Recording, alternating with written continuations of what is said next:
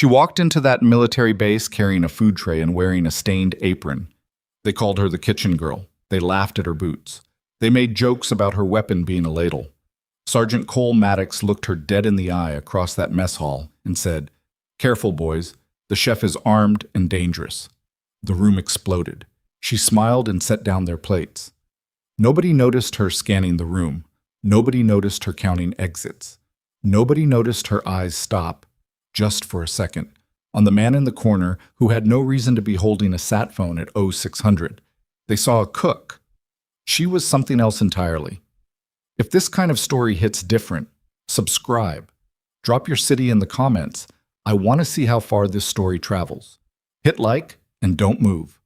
Because what happens next inside Blackridge Base will shake everything you think you know about the person standing quietly beside you. The Jeep hit the frost-hardened ruts of the access road hard enough to rattle Emily Carter's teeth, and she let it. She had ridden worse. She'd sat in the back of a blacked-out cargo helicopter over the Hindu Kush with nothing but a rifle case across her lap and 3 hours of dead silence in her earpiece. She'd held still in a hide site in sub-zero temperature for 19 hours waiting for a 2-second window that finally opened. She'd carried a wounded handler on her back for 4 kilometers through broken terrain because the extraction LZ had gone cold and there was no one else. She had ridden worse than a rutted road in Montana, but she kept that to herself. The supply driver up front, a young specialist named Tuck, who hadn't stopped talking since Billings, glanced in the rear-view mirror. "First time at Blackridge." "Yeah," Emily said.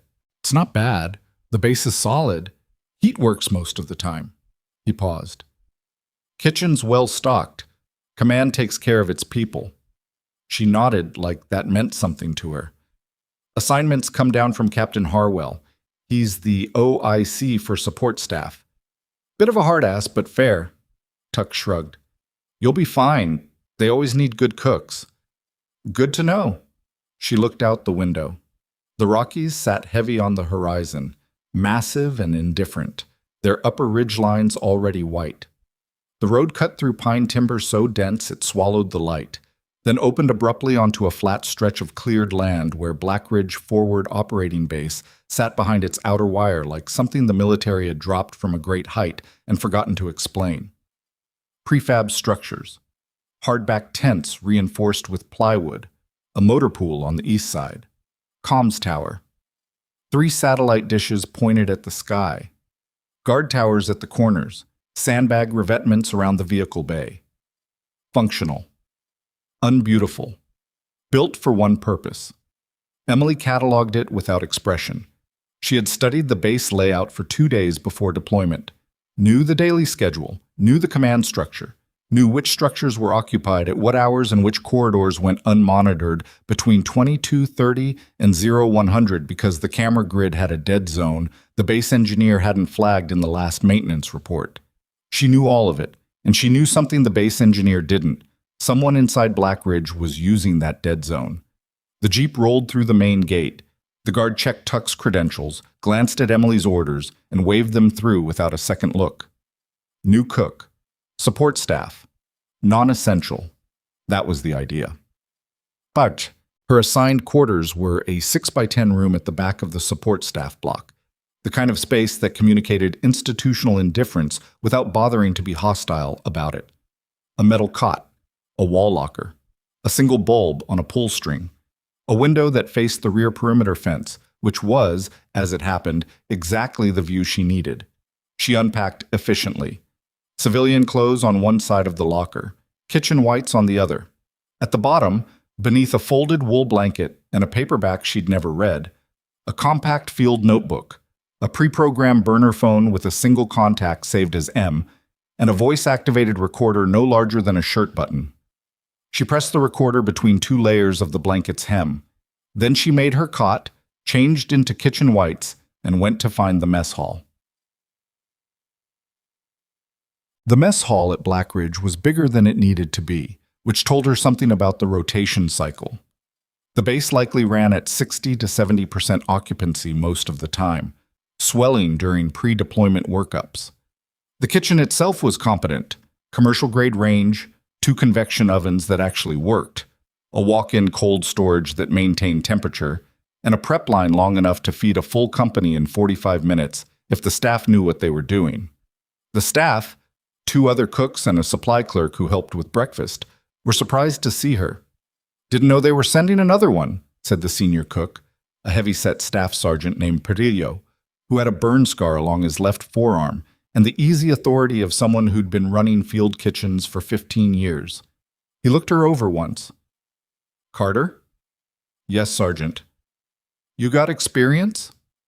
"Some." "Army schools?" "Advanced culinary. Fort Jackson. 1 deployment, Camp Leatherneck, attached to 3-7. Perillo nodded slowly. Leatherneck meant Marine Corps. Marines ate differently than Army. Bigger volume, different timing windows. He filed that away without comment. "You can take the morning prep cycle." "Oh, 4:30. Don't be late." "The operators eat at 0600 and they don't like waiting." "Understood." "And Carter," he leveled her with a look that wasn't unkind, just direct. "The guys here, they're good soldiers, but they've been running hard for 6 weeks. Tempers are short. Don't take it personally." "I never do," she said.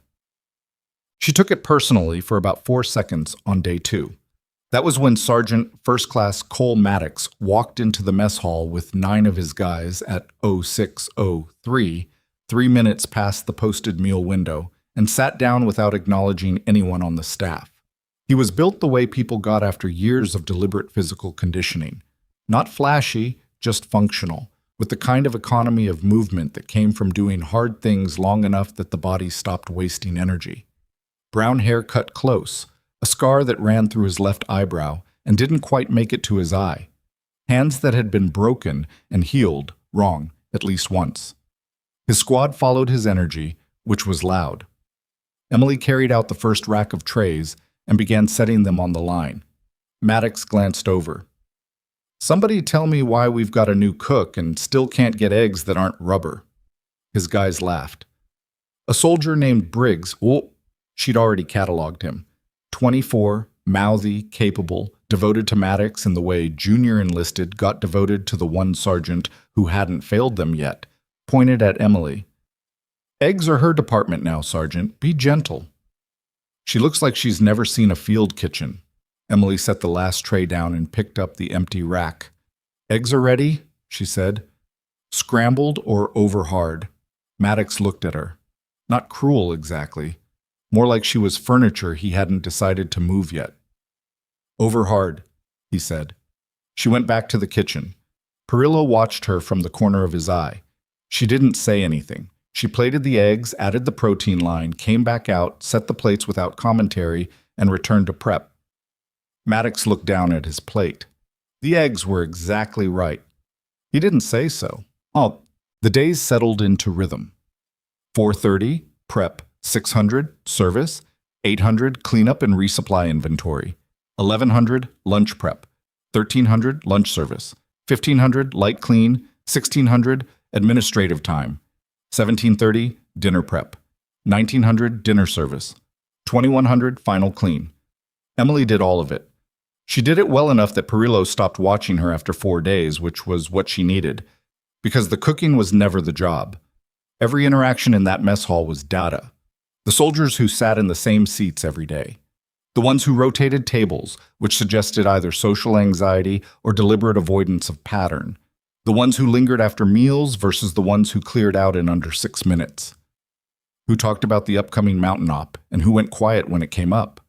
Who was close to whom, who avoided whom in ways that looked casual but required effort. She wrote nothing down inside the base. She kept it in her head. Her memory had always been the thing about her that nobody expected. She'd tested at the 98th percentile in spatial and sequential recall at SEER school, and her evaluator had looked at her results with the expression of someone who wasn't sure whether to be impressed or uncomfortable. She was comfortable with both reactions. The mountain operation briefing happened on day 8. She wasn't invited, obviously, but the mess hall shared a ventilation corridor with the briefing annex, and she had positioned herself at the prep sink closest to the east wall at 1400 hours, running water at a level that would register on any passive audio monitoring as normal kitchen noise. She could hear fragments. Not everything. Enough. Ridge approach, north face. 14-man element. 2 fire teams, 1 recon pair. Infill by helo, exfil. Ground. Window, 72 hours. A mountain rescue operation. High-value missing personnel. She'd pulled that from a logistics manifest that had come through the kitchen supply order, buried in a line about medical resupply for altitude sickness. Someone at this base wasn't careful about where administrative documents ended up. She'd noted that on day 3. She'd also noted something else. The manifest had arrived with a routing stamp from the comms section, and the comms section's night duty officer was a man named Warrant Officer Raymond Greer. Greer was quiet, competent, universally trusted. He had been at Blackridge longer than most of the current rotation, 14 months, which was unusual for a forward base like this. People cycled in and out on 6 to 9 month rotations. Greer had stayed. There were a few reasons a warrant officer stayed at a forward base for 14 months. Most of them were benign. One of them wasn't. She hadn't moved on him yet. She needed more than a routing stamp and a coincidence of timing. She needed either a direct communication thread she could trace or a behavioral anomaly she could document. She was patient. She had learned patience in hides, in cold, in silence. She could wait. Day 11 was when Maddox and his team ran their pre-deployment range qualification on the elevated platform behind the main range. Emily had been tasked to run a late supply run to the range support shack. Perillo needed a count on the propane inventory before the next order. And she timed it deliberately, arriving just as the first round of long-range drills began. She stayed near the shack, clipboard in hand, doing exactly what she was supposed to be doing. Maddox was on the optic. His spotter, a soldier named Vasquez, was calling wind. She watched the first shot, watched where it impacted. Her jaw tightened almost imperceptibly. Vasquez called wind from the left at 8 miles per hour.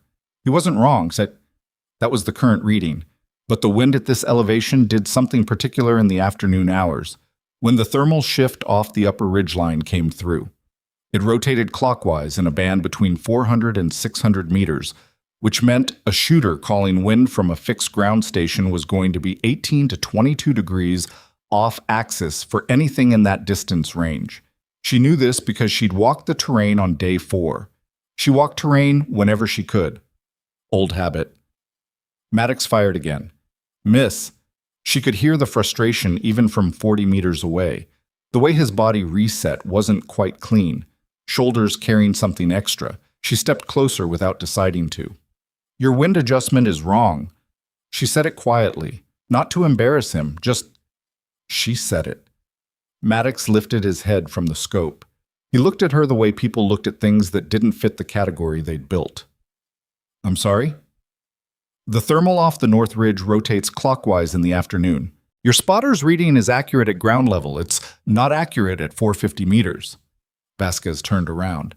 His expression was specific, the look of someone who respected the tradecraft enough to be annoyed that an outsider was touching it.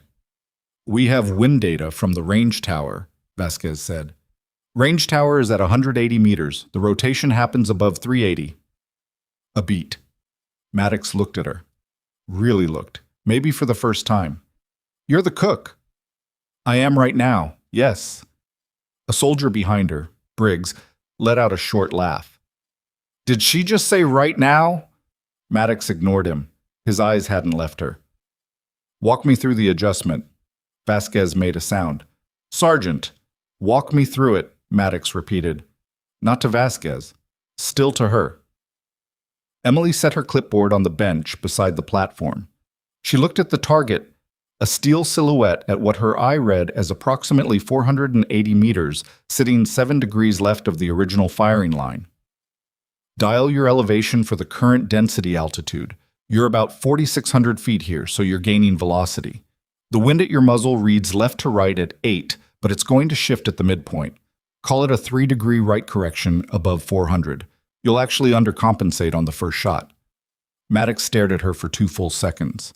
Then he got back behind the rifle. He made the adjustments. Small ones. The kind that looked like almost nothing. He fired.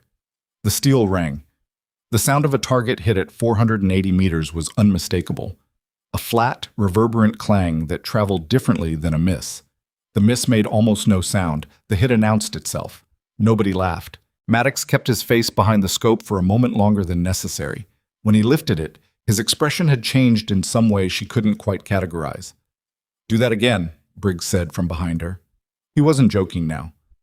"How did you know the thermal rotation?" "I walked the perimeter road on Tuesday, morning and afternoon."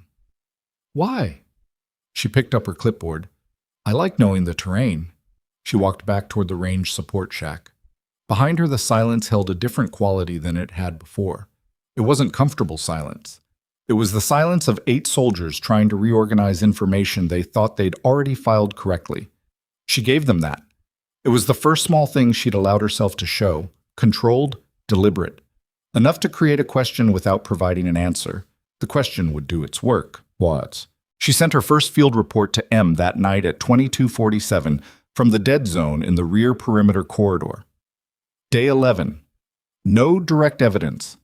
GR maintains pattern, comms section, 2,200 to 1,000, twice weekly deviation from log duty roster. Pattern consistent with external communication window. Need access to comms log. Awaiting opportunity. The reply came back in 40 seconds. Understood. Timeline? She typed 72 hours. The phone went back into its place in the blanket hem. She lay on the cot and looked at the ceiling and thought about Raymond Greer, who was efficient and quiet and trusted, and who had been at this base 14 months when everyone else rotated out. And she thought about the mountain operation, 14-man element, ridge approach, 72-hour window. If the mission schedule leaked to the wrong people before the element hit the north face, they would walk into a valley with no exits and no support and no way to know the enemy was already there. She had 48 hours before the pre-deployment final brief. Day 13. She made a mistake. Small, recoverable, but still a mistake, and she didn't make many. She was in the comms annex corridor at 11:40. She'd found a plausible reason to be there, a dietary coordination form she needed Greer's section to countersign for a medical allergy flag on one of his guys. And she'd been moving the long way around, past the secondary equipment room where the legacy comms terminals were stored.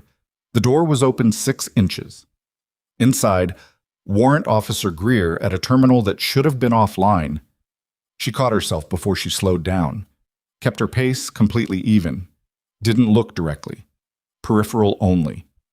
The terminal screen showed a comms window she couldn't read at that angle and at her pace, but she read something else. Greer's posture, the specific hunch of someone doing something they needed to finish quickly. The way his hand moved over the keyboard wasn't the motion of someone logging maintenance data. She turned the corner, kept walking. Her pulse had elevated approximately 8 beats per minute, which was, for her, the physiological equivalent of a shout. She had a fragment now. Not enough. A fragment. But a fragment was a beginning. She was 3 steps from the end of the corridor when a voice stopped her. "Carter." She turned. Maddox was behind her. He'd come from the operations section, a folder of papers under one arm. He looked at her, looked at the corridor she'd just come out of. "You're out of your area." She held up the dietary form. "Counter-signature from comms section. Allergy flag for Corporal Okafor. Shellfish. It has to route through the section OIC." Maddox glanced at the form, read it. Something in his expression ran a quick calculation she couldn't quite track. "Greer's section is west corridor. This is the east corridor. I took the long way." She let it land simply. "Perillo told me the west corridor floods after rain. There was rain last night." A beat. There was. He handed the form back. Didn't move immediately. "You know," he said, "most new kitchen staff don't know which corridor floods." "Most new kitchen staff don't walk the terrain the first week either," she said. Something flickered behind his eyes. Not suspicion, or not only suspicion, something more uncertain than that. "Where did you serve before this?" he asked. "Fort Jackson, Camp Leatherneck, few other places." "Few other places?" "Yes." He watched her for another second and a half, she counted, and then he stepped aside. "West corridor's clear," he said. "Rain didn't hit that side." "Good to know," she said. "Thank you, Sergeant." She walked west. She could feel his eyes on her back for at least 30 meters. He knew something was wrong. He just didn't know what. And that precise moment of a good soldier sensing the wrong shape of something without being able to name it, was the moment Emily Carter realized this assignment had just gotten significantly more complicated. Because Maddox was going to keep watching her, and she was going to have to finish what she'd started before he figured out enough to get in the way. She had 31 hours before the Mountain Op final brief, and she still didn't have what she needed on Greer. She turned the corner into the west corridor, and the fluorescent lights buzzed above her in their institutional rhythm. And somewhere in the comm section behind her, Raymond Greer was closing a terminal window on a screen that should have been offline. She needed to get inside that room. She needed the log, and she had exactly one idea for how to do it, one that required her to do the one thing she'd been avoiding since day one. She was going to have to let Cole Maddox see something real. She needed 31 hours and one idea, and the idea required Maddox. That was the problem. Maddox was not a tool she could use cleanly. He was a variable, smart, observant, the kind of soldier who filed things away without announcing it. He'd already clocked her twice in ways that didn't fit the profile of a kitchen sergeant noticing an out-of-place cook. He was building something in his head. She could see it in the way he'd watched her walk west down that corridor. The slight forward lean, the stillness that wasn't rest. He was working a puzzle. She needed to give him the wrong piece before he found the right ones on his own. She thought about it through dinner service, moving on autopilot. Proteins on the line, vegetables in their trays, coffee fresh every 40 minutes, because Perillo had a thing about coffee temperature. And by the time the mess hall had cleared at 2015 and the last tray had gone through the wash rack, she had it. Not elegant, slightly uncomfortable. And that was exactly why it would work. She dried her hands and went to find him. He was in the day room off the main corridor, which was what passed for a recreation space at Blackridge.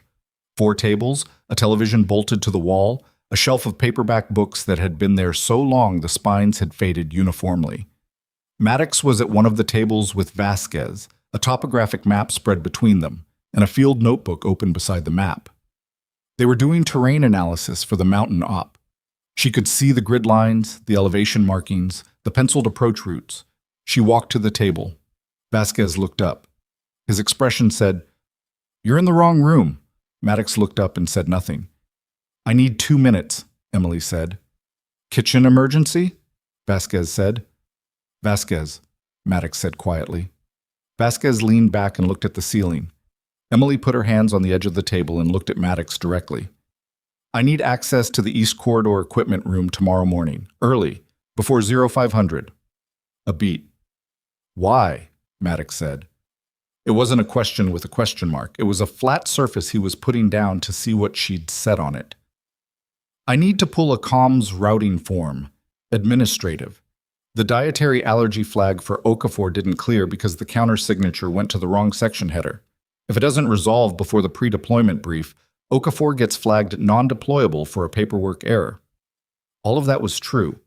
She had built it to be true, carefully, over the past 2 days, leaving the right small errors in the right places.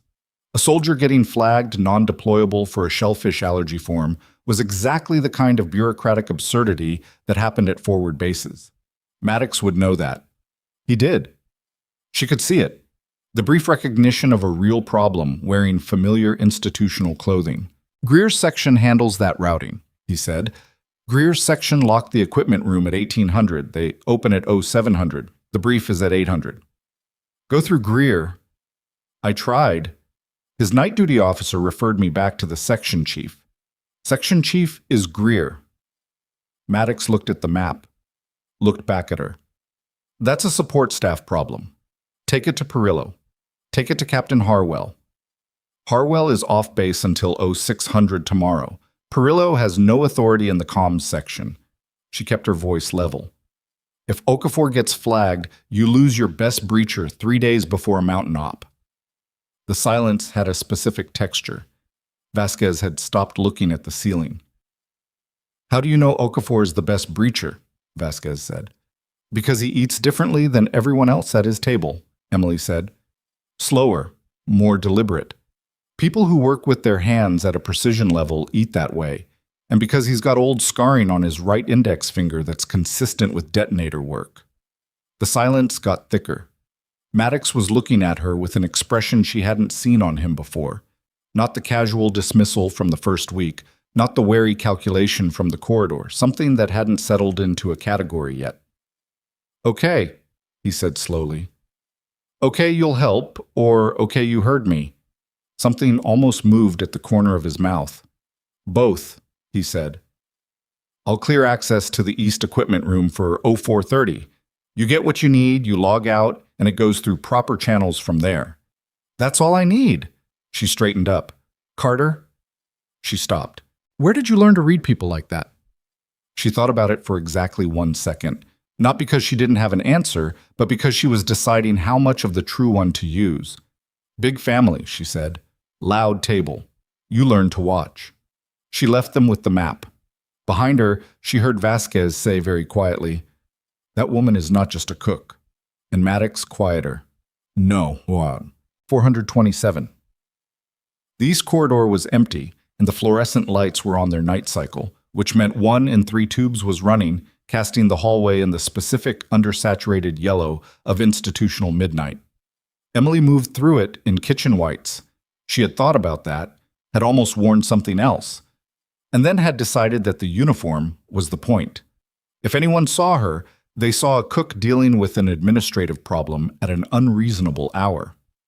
The equipment room door had a key lock and a secondary electronic panel. Maddox had given her a key card that cleared the panel. She used it. The room was small. Legacy comms terminals along one wall, inactive, a routing station on the secondary desk, file storage along the back wall.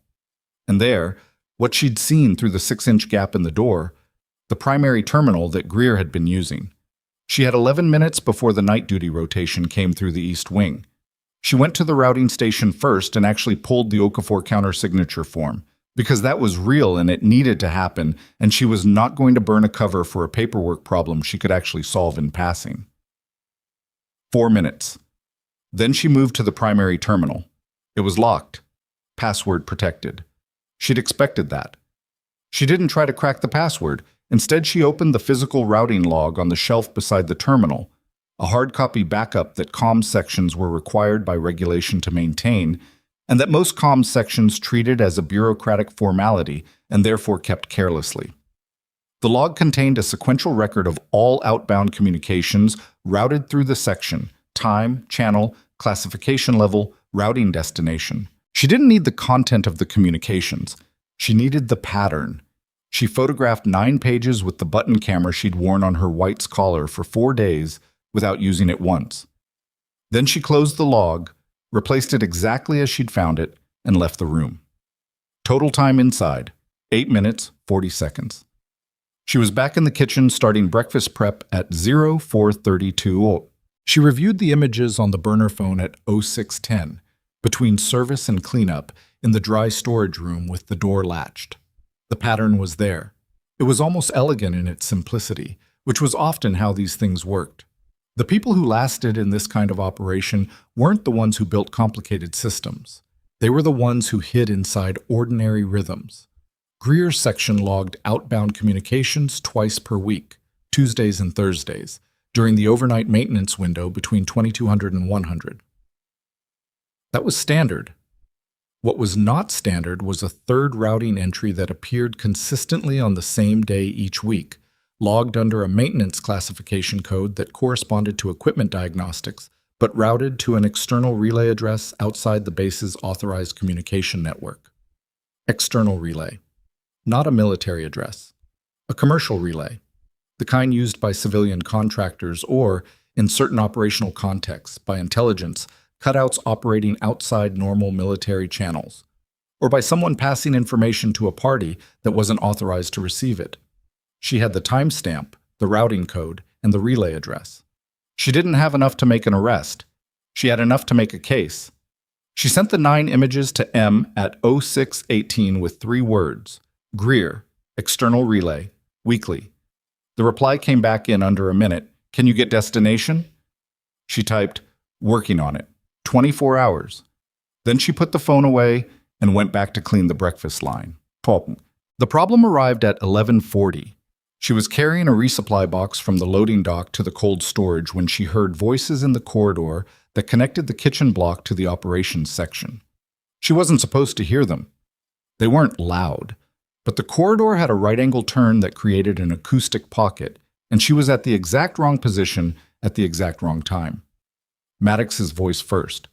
"I'm not saying she's a threat. I'm saying she doesn't fit." Then a second voice she placed after 2 seconds. Captain Harwell, the base OIC for support staff. His voice had a specific compressed quality, like someone managing a headache they'd had for weeks. "She came with clean orders, Cole." "I know she came with clean orders. Fort Jackson, Leatherneck, Cook's MOS, everything checks. I'm telling you what I'm observing." "Which is what exactly?" A pause. "She called wind correction on a long-range platform at 480 meters and got it right on the first adjustment. She identified Okafor as a demolition specialist from behavioral observation after less than 2 weeks. She knows which corridors flood after rain. She walked the full perimeter road in her first week." Another pause. "She's doing terrain analysis, sir. She's not doing it for the kitchen." Harwell was quiet for a moment. "You think she's what? A plant?" "I think she's something we haven't been told about." "That's not the same thing." "No, sir. But I'd like to know which one it is before we roll for the mountain." A longer pause this time. "I'll make a call," Harwell said finally. "Don't approach her. Don't tip whatever this is one way or another. Let me get clarity." "Understood." Footsteps moving away. Emily stayed absolutely still at the angle of the corridor for 3 full seconds after the footsteps faded. Then she adjusted the resupply box on her hip and walked the remaining distance to cold storage like someone who had heard nothing. Her pulse was at approximately 74 beats per minute. For most people, discovering that the base OIC was about to make inquiries about their cover identity would register somewhere north of that. For her, 74 was the elevated number. She put the box in cold storage and did a mental calculation. If Harwell called Fort Jackson directly, her cover would hold. The identity was fully backstopped. She'd confirmed that before deployment. If he called through the Army Personnel Command routing, he'd get the same clean file. If he was connected enough to know who to call at DIA or Special Operations Command, he'd get one of 2 things. Either a polite confirmation that Carter was exactly what her orders said she was, or he'd get transferred to someone who would give him a very specific message about not asking further questions. Both of those outcomes were fine. The timing was the problem. Harwell making calls meant movement. Movement created visibility. If Greer was monitoring comms traffic at his section level, which she now had strong reason to believe, and if he saw an inquiry about a support staff member going up through unusual channels, he would know something was being looked at. And if Greer knew he was being looked at, he'd run. She had less than 24 hours to get the relay destination. She needed to move tonight. So the afternoon went wrong in the particular way that afternoons went wrong at military bases. Everything happened at once, and none of it was related to the mission, and all of it required her immediate attention. Perillo's back went out at 14:30. Not catastrophically, but enough that he couldn't work the dinner line, which meant Emily ran the full service cycle alone with the 2 junior cooks who were competent at prep and less competent at pace. Dinner for 83 soldiers, the base was running at higher than usual occupancy with the pre-deployment workup, took every operational cell she had. She was running the line at 18:55 when Maddox came through. He took his tray, moved down the line, got to her station and stopped. She was ladling soup without looking up. "Perillo's out," he said. "Back." "You're running this alone?" "Kowalski and Tron are on prep." He looked at the line, the pace, the quantities, the efficiency of a service cycle that should have required 3 experienced kitchen staff and was currently being managed by 1 and 2 trainees. "This is a lot for one person," he said. "I've managed more." She handed him his bowl without looking at him directly. He didn't move immediately. "Harwell's making some calls," he said. She ladled the next bowl. "Okay." "About you?" "Okay." He watched her for a moment. "That's all you've got? Okay? What would you like me to say, Sergeant?" "I don't know. Something that tells me I'm wrong about you." She looked up at him then, direct. The kitchen noise was around them. The junior cooks at the back, the line noise, the ventilation system. And in that pocket of relative privacy, she let him see something she hadn't shown him before. Not much, just a steadiness behind the eyes that didn't belong on a support cook dealing with a busy dinner service. "You're not wrong about me," she said. He stared. "But I need you to not be right about me out loud for approximately another 12 hours, she said. "After that, you can ask me anything you want." The line behind him was backing up. Maddox looked at her for 3 full seconds. She counted. She always counted. And then he stepped aside, took his bowl, and walked to a table. He didn't look back. She went back to the line. At 1912, during a brief lull between the main service rush and the dessert cycle, she caught Maddox across the mess hall. He was eating with his team, talking normally, laughing at something Briggs said. But his eyes moved to her station once every 4 minutes with the regularity of someone who'd set an internal clock. He was watching her back. She didn't know how she felt about that. She knew it complicated things. She was doing the calculation on that complication when the night duty roster went up on the board by the mess hall door, and she glanced at it automatically because she glanced at everything automatically, and she read the name in the comms section overnight slot. Raymond Greer. Tonight, she had the 12 hours she'd asked Maddox for. She needed to use them. Tum, 2214. The dead zone in the rear perimeter ran for 60 meters between camera coverage areas, and Emily moved through it in the specific way she'd been trained for. Not fast, not slow, keeping to the natural shadows that the exterior lighting created without trying to hide from the lighting itself. Someone trying to hide moved differently than someone walking with purpose. Purpose was the better cover. She had a reason to be in the comms section. She had built it over the past 6 hours, working backward from what she needed. The dietary allergy form for Okafor, the one she'd actually pulled from the routing log at 0430, had a secondary signature requirement that she'd left intentionally incomplete. It required a validation stamp from the comms section duty officer, which was a regulation requirement for any medical flag affecting a deployed element's communication clearance. It was an obscure requirement, exactly the kind of thing that a diligent support cook would chase down at 2200 because the pre-deployment brief was at 0800. The form was real. The requirement was real. The timing was real. She was real. She moved through the east corridor and stopped outside the comms section door. Knocked twice. 30 seconds. The door opened. Greer looked at her with the expression of a man who had been interrupted doing something he needed privacy for, wearing the face of a man who had been interrupted doing routine overnight maintenance. The distance between those two things was about 2 millimeters, and she could see it. He was good. She gave him that. "Carter." He looked at her uniform, her face, the form in her hand. "It's 2200. "I know, I'm sorry." She held up the form. "Okafor's allergy flag. The counter signature cleared, but the comms validation stamp is still open. Brief is at 0800. He looked at the form without taking it. "That stamp is a regional requirement. It doesn't affect deployment status." Captain Harwell's admin clerk flagged it as a hold condition this afternoon. A beat. "I wasn't informed of that." "It came through late. I've been chasing it since 1600. He looked at her again. She kept her posture exactly the correct level of fatigued but professional. The energy of someone doing an annoying job at an annoying hour for legitimate operational reasons. He took the form, stepped back to let her in. The room was the same as she'd seen it at 0430, with one difference. The primary terminal was active. The screen showed a routing interface she recognized from the hard copy log patterns.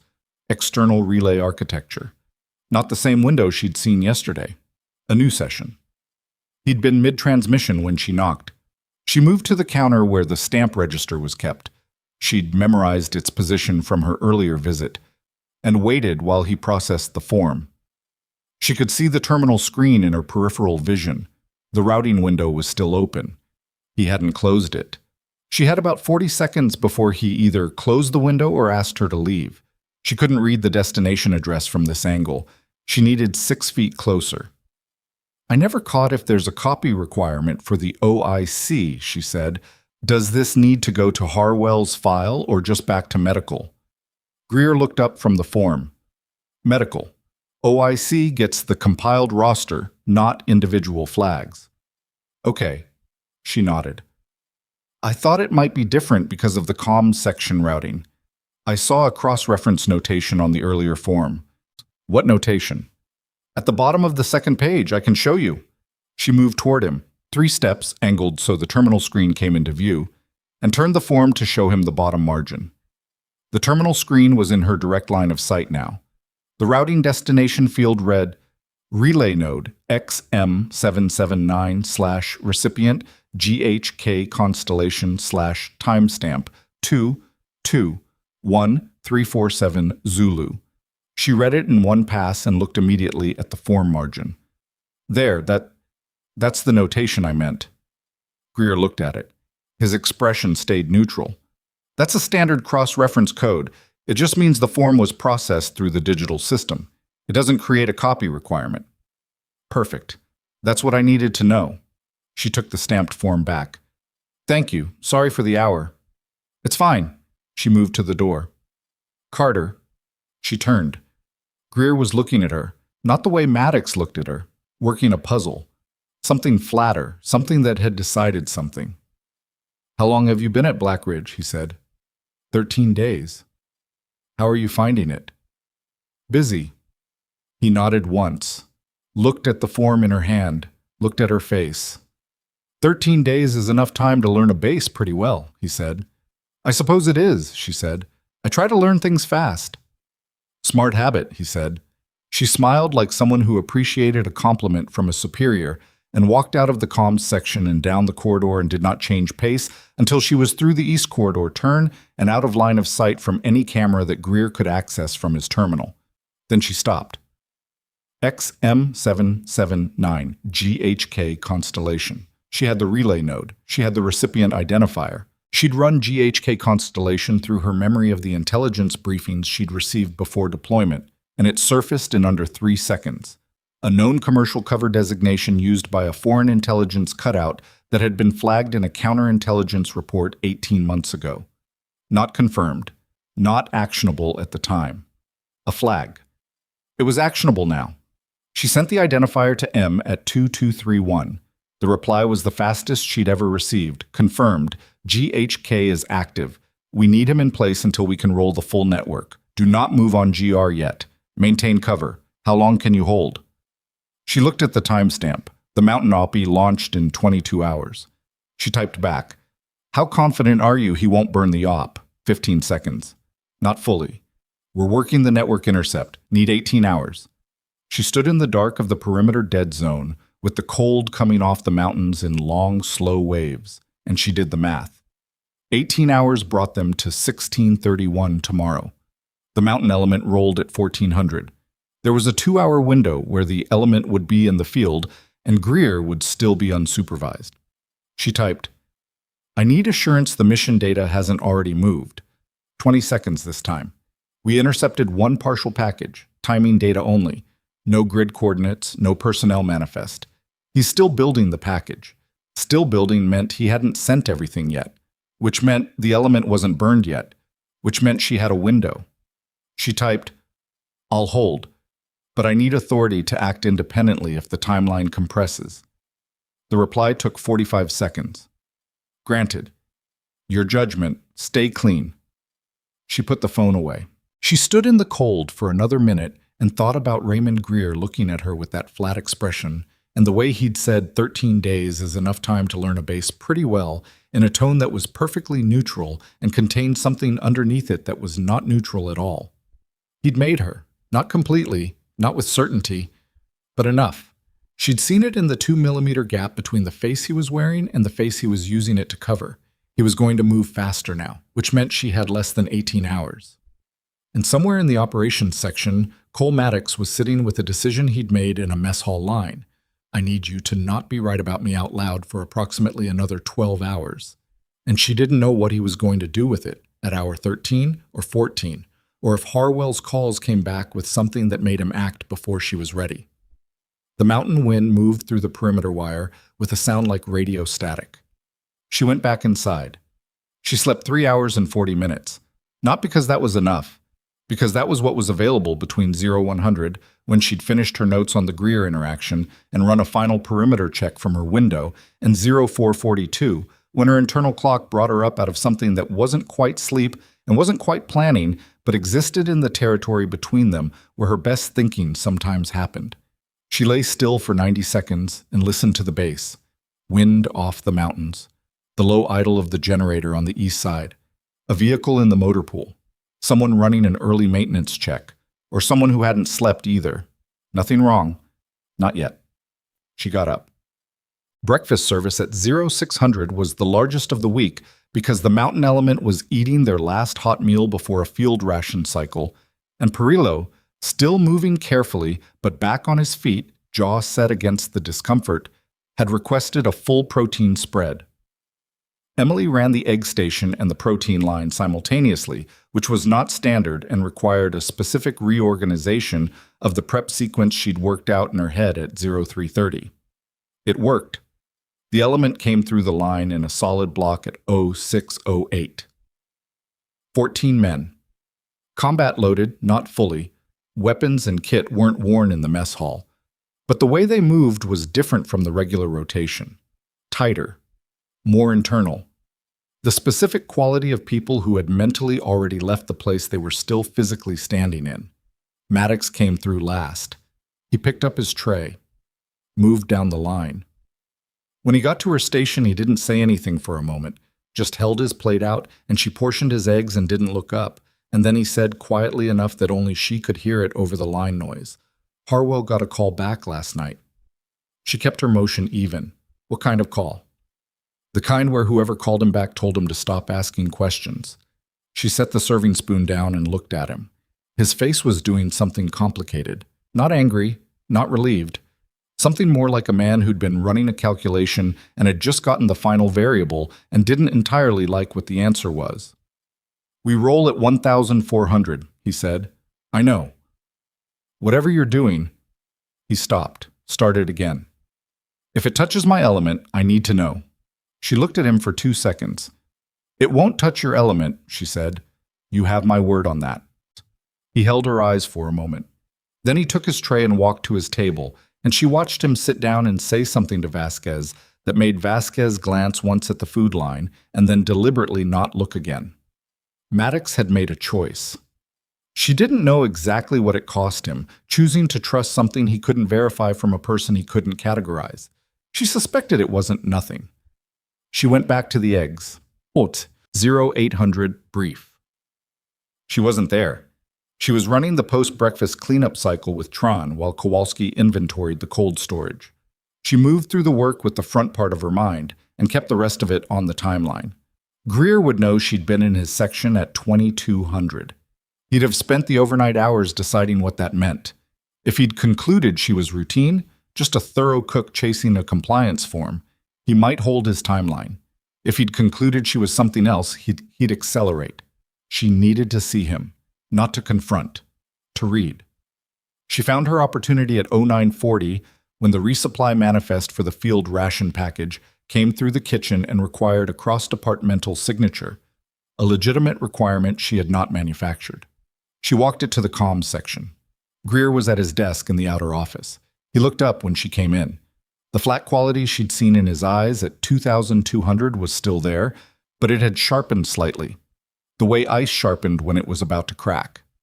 "Resupply manifest," she said, and set it on his desk.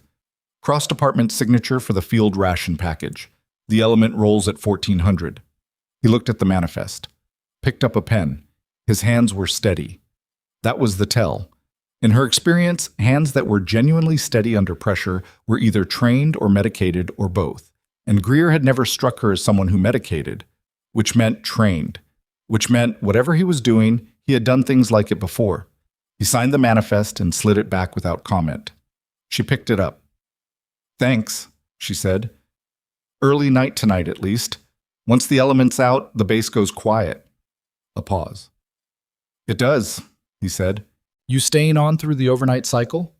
"I'm always on through the overnight cycle." She nodded like that was just information. "Well, thanks for this." She walked out. She was back in the kitchen at 09:53, and she went immediately to the dry storage room and pulled the burner phone. GR accelerated. Assess he'll move tonight. Element rolls 1,400. Network intercept status? The reply took 4 minutes, which was long for M. Intercept partial. We have 2 nodes, but not the full network. We need him to complete the next transmission so we can roll everyone simultaneously. If he burns early, we lose the outer nodes. She stared at that. How long after transmission do you need to move? 6 hours minimum to coordinate? She did the math. If Greer transmitted during tonight's 2200 window, M needed until 0400 at the earliest. The mountain element would be on the north face by then, 22 hours into a 72-hour window. If the transmitted package included grid coordinates or personnel data that she hadn't seen him compile yet, if he'd had it ready and was holding for the transmission window, the element could be compromised before anyone could warn them. Radio silence was standard protocol for the first 24 hours of an infiltration. They wouldn't be reachable. What's in the package? Do you know? 3 minutes. Unknown. We only have the relay architecture, not content. That's why we need him to transmit. She put the phone in her pocket and stood in the dry storage for 30 seconds, which was a long time to stand still and not think. Then she thought. Greer had signed a resupply manifest without reading it. That was unusual for a careful man. He'd been somewhere else in his head. He was managing 2 things at once, and one of them was taking most of his attention, which meant he was close to ready, which meant the package might already be built. She needed to know what was in it before tonight. And there was exactly one way to find that out that didn't require cracking his terminal password or burning her cover completely. She needed to get back into that room, in daylight, with a reason that held. She went to Perillo at 10:15. I need a favor. He looked up from his inventory sheet. What kind? The comms section has a standing request for afternoon coffee delivery to the overnight duty cycle. I've been doing it every other day since I got here. That was true. She'd built it into her routine on day 4. Greer's section specifically requested a thermos by 1400 today. Before the element rolls, they want it for the overnight. I have a full service cycle at 1300. Can I push the delivery to 1130? Perillo thought about it for about 3 seconds. Fine, he said. Take Kowalski with you for the second thermos. She hadn't planned on Kowalski. He's got the cold storage count. He's done in 20 minutes. Take him. Yes, Sergeant. She walked back to the prep line. Kowalski was 22 years old and genuinely pleasant and would be standing in the comms section outer office holding a thermos, which meant she had approximately 4 minutes inside the section before his presence became a variable she couldn't manage. 4 minutes. She'd worked with less. 1,128. Kowalski carried the second thermos and talked about his girlfriend in Spokane for the entire walk to the comms section, and Emily listened with the part of her brain that handled social maintenance and kept the rest of it on the room layout she was about to walk into. The outer office would have Greer or his day duty officer. The equipment room, the room with the terminal, was through a secondary door to the right, which was typically kept closed but not locked during duty hours because the section ran maintenance cycles throughout the day. She needed the secondary door open. She needed a reason to be near it. She knocked on the outer office door and opened it. Day duty officer, Specialist Lana Cho, 25, efficient, mildly overwhelmed by the pre-deployment administrative crush. She looked up with the expression of someone for whom a thermos of coffee represented genuine relief. Oh, thank you, she said, and meant it. 2 thermoses today, Emily said, for the overnight. She set the first one on Cho's desk and looked around the outer office with the casual survey of someone making sure there was counter space. Is there room in the equipment room? The counter in here looks full. Cho glanced at the secondary door. Should be. Let me... She stood and pushed the secondary door open. Emily followed her in, Kowalski behind her with the second thermos. The equipment room. Terminal on the right wall. Active. Screen on. Routing interface visible. Greer's field notebook open on the desk beside it. She could see handwriting. Grid notations, she was almost certain, though the angle was wrong and she couldn't confirm alphanumerics at this distance. She set her thermos on the far counter. That work? Perfect, Cho said. Kowalski set the second thermos beside the first and immediately launched into a question about whether the overnight duty crew wanted sugar packets, which pulled Cho's attention completely. Emily had her phone in her hand and took 3 photos in under 4 seconds. Notebook, terminal screen, the routing log on the shelf. She pocketed the phone and was back to conversational distance before Kowalski finished his sugar packet question.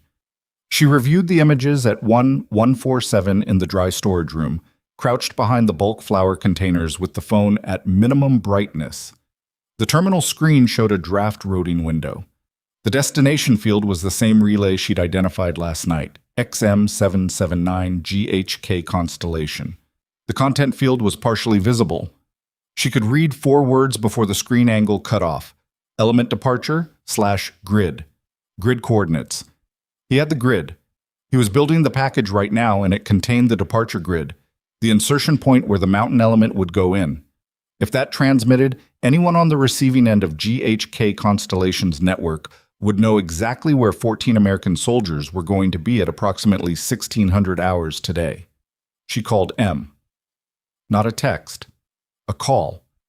He picked up on the second ring, which she had never experienced before. I need an extraction window, she said. No, see, listen. He has the grid, departure and almost certainly insertion point. If he transmits tonight, the element is burned. I can't wait for the network intercept. Silence on the other end. A particular kind of silence that meant someone was making a very fast decision about competing priorities. If we move on him now, we lose the outer nodes, M said. If we don't move on him now, we lose 14 people. Another silence. Shorter. What do you need? Authority to pull his access at 1300, before the element rolls. I can't arrest him. I don't have the manpower. But if his terminal goes dark and his key card is deactivated, the package doesn't transmit. That tips him. I know. He'll run. I know, but the element gets out clean. A very long pause. Do it, M said. I'll alert the perimeter. He won't get far. The call ended. She stood up. The element rolled at 1400. She had just over an hour. She needed to get to Harwell. Satan. Harwell was in his office, which was a prefab room attached to the operations section that smelled like stale coffee and paper. He was on his own phone when she knocked and came in without waiting, and he looked at her with the expression of someone who had been warned by the universe that this moment was coming and had hoped the universe was wrong. He ended his call. Carter. I need 2 minutes, sir, and I need you to not ask me questions I can't answer yet. He looked at her for a long moment. That call I got back last night, he said. About you. Yes. They told me to extend you full cooperation if you requested it. I'm requesting it. He sat back. What do you need? Warrant Officer Greer's system access and key card need to be deactivated at 1300 hours. It needs to look like an administrative error, routine access audit, something that doesn't create alarm. He can't know it's targeted. Harwell was quiet. Greer, he said. Yes, sir. You're certain? I have routing logs, photographic evidence, and a confirmed external network identifier that matches a flagged intelligence target. He looked at the surface of his desk for 4 seconds. If I pull his access and I'm wrong, you won't be wrong. You can't know that. She looked at him steadily. Sir, the element rolls in 90 minutes. I need this done in 60. He picked up his desk phone. She stepped outside and waited. Inside, she could hear his voice, low, clipped, the tone of a man who had just moved from administrator to something with sharper edges. And she stood in the operations corridor with her hands at her sides and her pulse at 78 and thought about 14 men heading for a north face approach in the Montana Rockies who would never know how close the margin had just gotten. Harwell's door opened. Done, he said. Access goes dark at 1300. Thank you, sir. Carter, he stopped her. After the element's out, I want a full brief. You'll have it. She walked back to the kitchen and finished the 1300 lunch service on schedule. Chab, 1318. She was cleaning the grill surface when the comms section door, visible from the mess hall's east window if you knew which angle to use, opened and Raymond Greer walked out into the base yard. His posture was wrong. Not panicked. He was too good for that. But the efficiency had changed quality. He was moving with the specific controlled urgency of someone managing an internal decision, and his eyes went to the motor pool, then to the main gate, then to the perimeter road. He'd tried his terminal. He knew. She watched him calculate, watched him settle on something. He turned toward the operations section, probably to probe whether this was a system issue or something targeted, and then he stopped. Because Cole Maddox was walking out of the operations section door directly toward him. Maddox didn't know. She was certain of that. He was heading to the motor pool. She could see his kit, the pre-roll check in his movement, the focus of a man 3 hours from an infiltration. He was not looking at Greer specifically, but he was in the way, and Greer made a decision. He turned around. He walked back toward the comms section building, and then past it, and his pace was controlled but not controlled enough, and he went around the corner of the building toward the service road that ran along the east perimeter. Emily set the grill cloth down. She went to Perillo's desk and said, "I need to step out for 5 minutes. Personal." Perillo looked at her, said nothing, nodded. She went through the kitchen's back door and moved along the service road at a pace that was not running but was close to it, and she came around the east side of the comms building in time to see Greer 40 meters ahead of her, approaching the section of perimeter fence that sat in the camera dead zone she had identified on day 4. He had identified it too. There was a vehicle on the other side of the fence. She could see the roof through the pine tree line. A dark utility truck, engine idling, positioned on the forestry access road that bordered the base's east boundary. It had not been there this morning. She had 30 meters and 30 seconds before he reached the fence. She had no weapon. She had her hands and the training behind them, and whatever Greer had, which was an unknown. She ran. He heard her at 15 meters and turned. His face did the 2-millimeter shift again, and this time what was underneath it came through fully.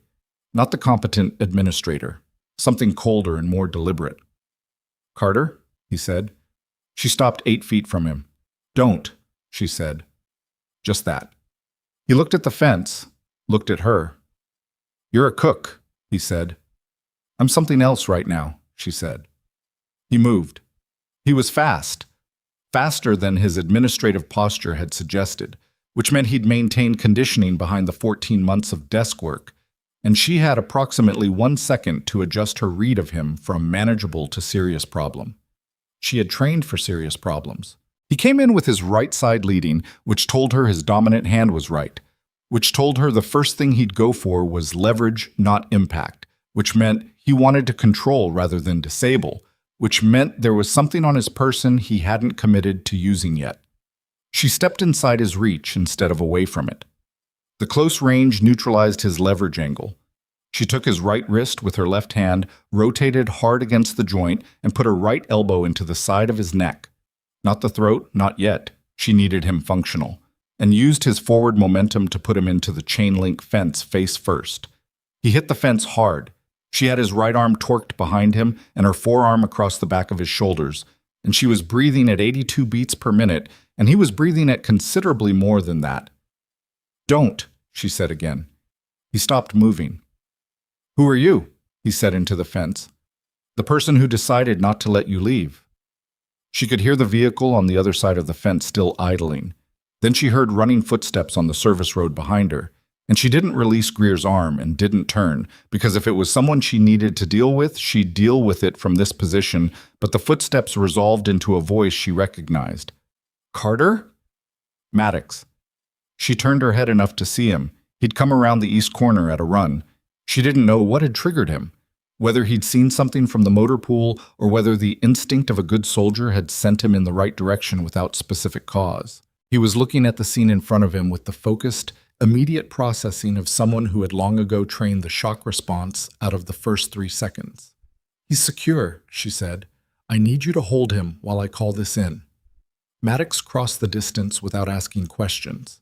He took Greer's arm from her at the same angle she'd been holding it, his grip mechanical and automatic, and she stepped back and pulled the burner phone. Greer had gone still in the specific way of someone calculating whether stillness was the better play. He looked at Maddox, then back at Emily. "You were never just a cook," he said. "No," she agreed. "How long?" 13 days. He made a sound that wasn't quite a laugh. "I was made by a cook in 13 days. "You were made by what you did," she said. "I just read it." She made the call. The perimeter team arrived at 1347.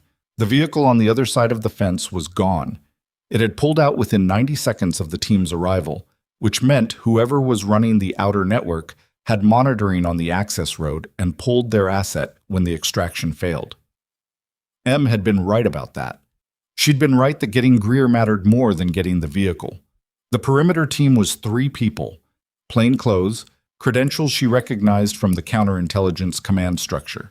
They took Greer with professional efficiency, walked him to a vehicle at the main gate that had arrived without announcement, and were gone in under 6 minutes. Maddox stood beside her and watched the vehicle leave.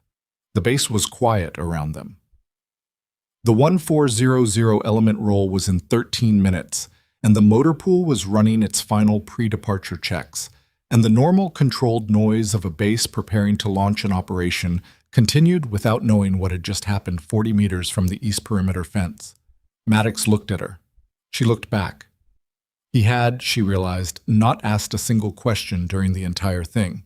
He'd come around that corner and assessed the situation and performed the function she needed without requiring an explanation first. She didn't know many people who could do that. "Element still rolls at 1,400, she said. "Yes." "Insertion grid is clean. He didn't transmit." Maddox absorbed that, worked through what it implied. "He had the grid," Maddox said. Not a question. He had the departure grid and was building the insertion package. A long silence.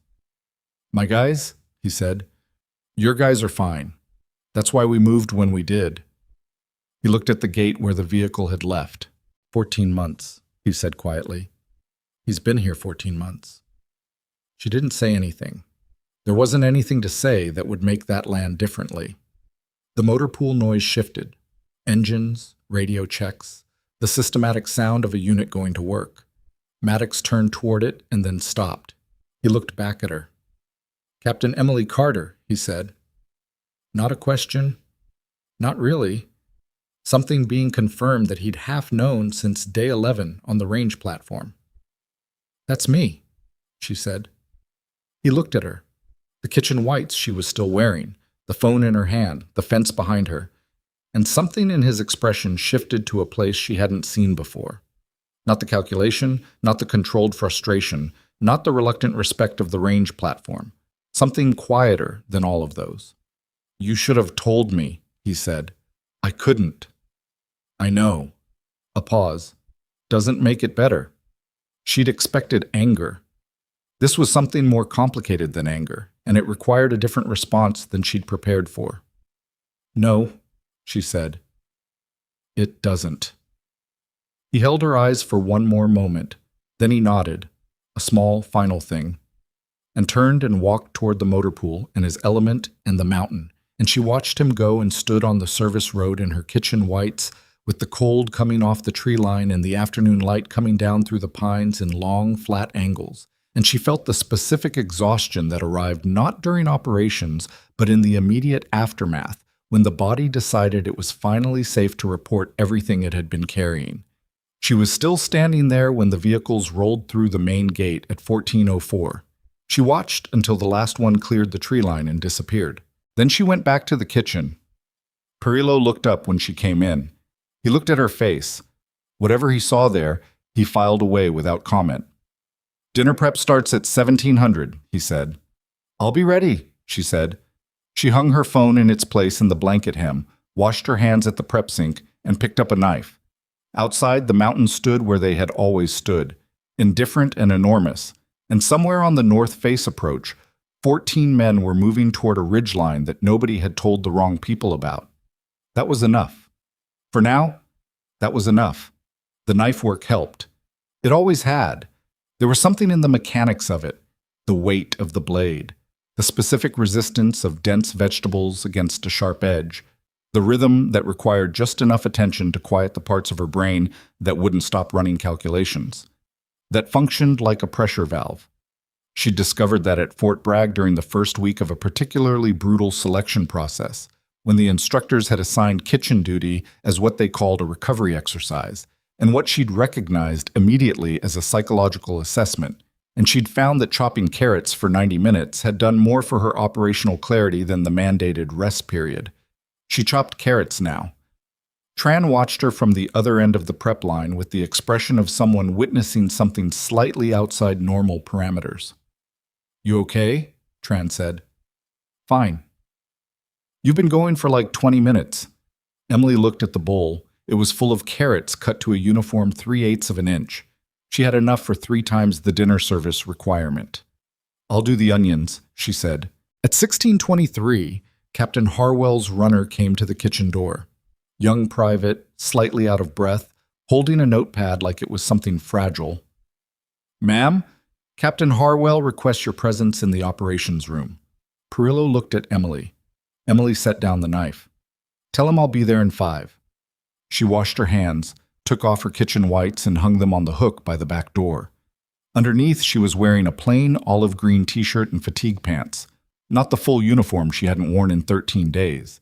And she walked to the operations room like that, in the clothes she'd been working in all day, because she was done performing something she wasn't, and there wasn't a version of the next conversation that required the performance to continue. Harwell's operations room was the largest interior space on the base. 6 tables pushed into a rough rectangle, a situation map on the east wall, a whiteboard with the mountaintop timeline still written on it in blue marker. The room smelled like coffee from a pot that had been burning for too long. Harwell was at the head of the table. Beside him was a man Emily recognized and had not expected to see here. Major Dennis Carrick, Counterintelligence Command, 9th Support Group. She'd dealt with Carrick twice before. He was thorough, direct, politically aware in the specific way of someone who had survived several institutional changes of direction without losing his clearance or his position, and he had a deep instinctive discomfort with operations he hadn't personally designed. He was the one who had originally flagged GHK Constellation 18 months ago and then watched the flag get deprioritized.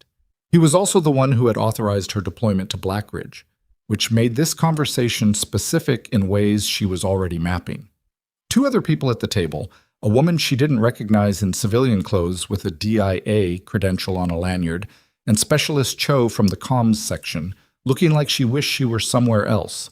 Emily sat down without being invited to. Harwell cleared his throat.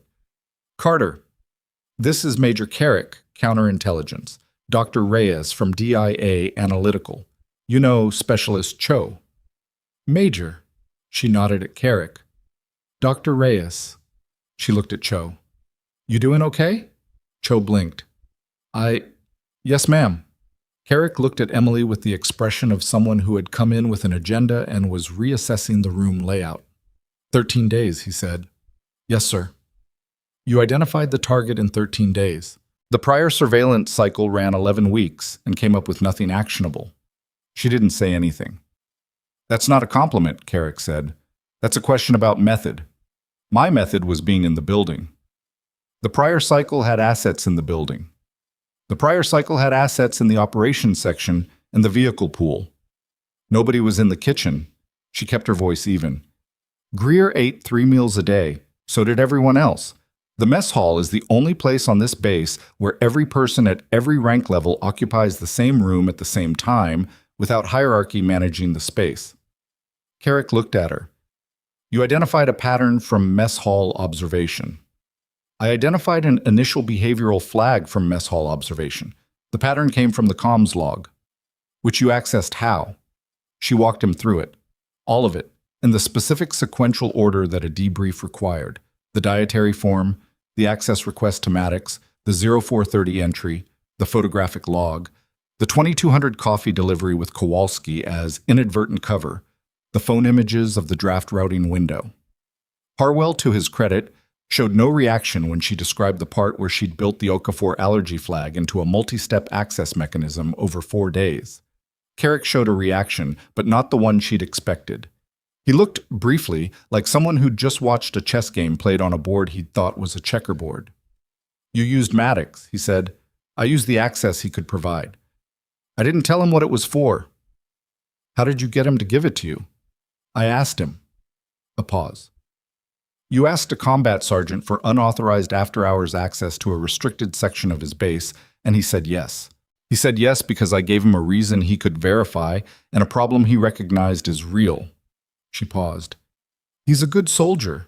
Good soldiers respond to operational logic. Carrick sat back. Dr. Reyes, who had been quiet until now, writing in a small notebook with a mechanical pencil, looked up. The relay node, she said. XM779. Can you confirm the recipient identifier you observed? GHK-constellation. Reyes wrote that down, though Emily was certain she already had it. And the content field. You said you could read 4 words. Element departure. Grid. That was the visible portion. That's enough to confirm he had the insertion coordinates. Yes. Reyes made another note. The prior analytical team believed Greer was running financial intelligence, procurement data, contract information, not operational specifics. He may have started with that, Emily said. 14 months is a long time to develop access. The financial data was probably the opening package. What I saw today was operational, which means someone on the receiving end wanted to escalate. Or he did. That landed differently in the room. Reyes's pencil stopped. Harwell spoke for the first time in several minutes. You're suggesting Greer escalated the relationship himself, without being pushed. I'm suggesting it's a possibility. A man who stays at a forward base for 14 months when his rotation window was 9. That's not someone who's being coerced. That's someone who made a sustained choice. The room was quiet for a moment. Cho shifted in her chair and then seemed to decide she was going to speak. He was, in the section. He was, she stopped, started again. He covered for me twice when I misfiled reports. He brought coffee for the night cycle.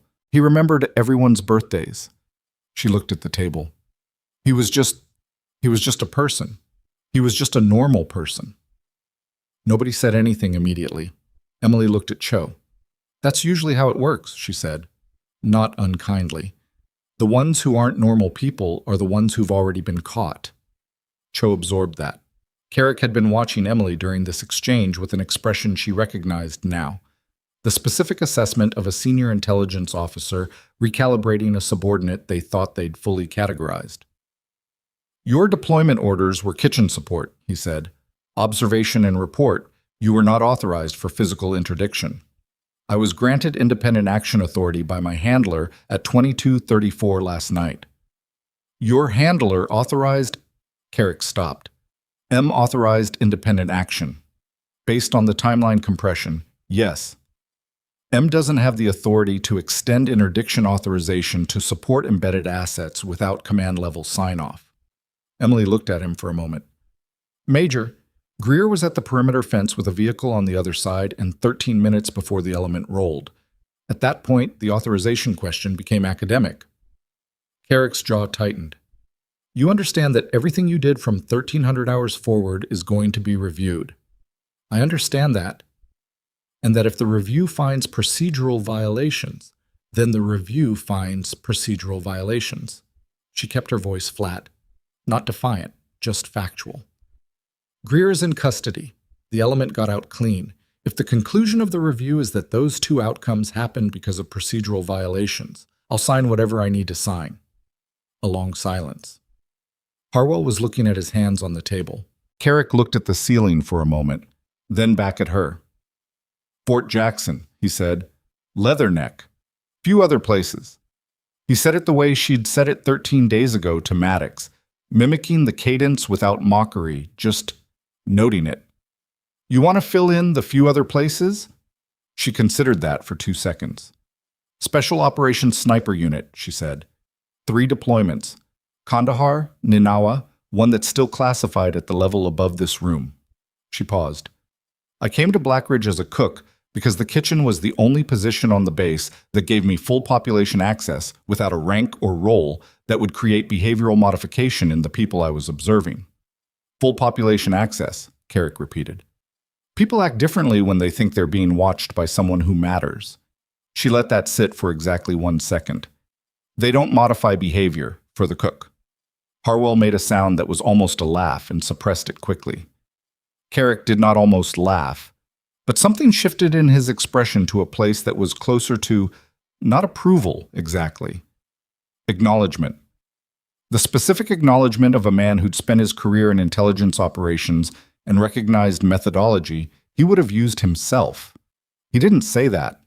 Instead, he said, "We'll need your full written account by 800 tomorrow. Timeline, methodology, all of it. It'll be ready." And Carter, he looked at her directly. The element is out of contact for the next 56 hours. When they come back, Maddox and his team, they're going to have questions. I know. How much do you tell them? She thought about that. She thought about Maddox at the motor pool line and the way he'd said you should have told me without anger. Just the weight of something that hadn't been given the chance to be simple. What I'm authorized to tell them, she said. And what's fair? Those aren't always the same thing. No, she said. They're not. Carrick left at 1740 with Dr. Reyes and a hard copy of Emily's preliminary timeline that Harwell's admin clerk had printed on request. Cho went back to the comms section, which was now being run by a replacement duty officer flown in from the Regional Support Command, another piece that had moved invisibly while the base had been operating normally on top of it. Harwell walked Carrick and Reyes to the gate and came back alone.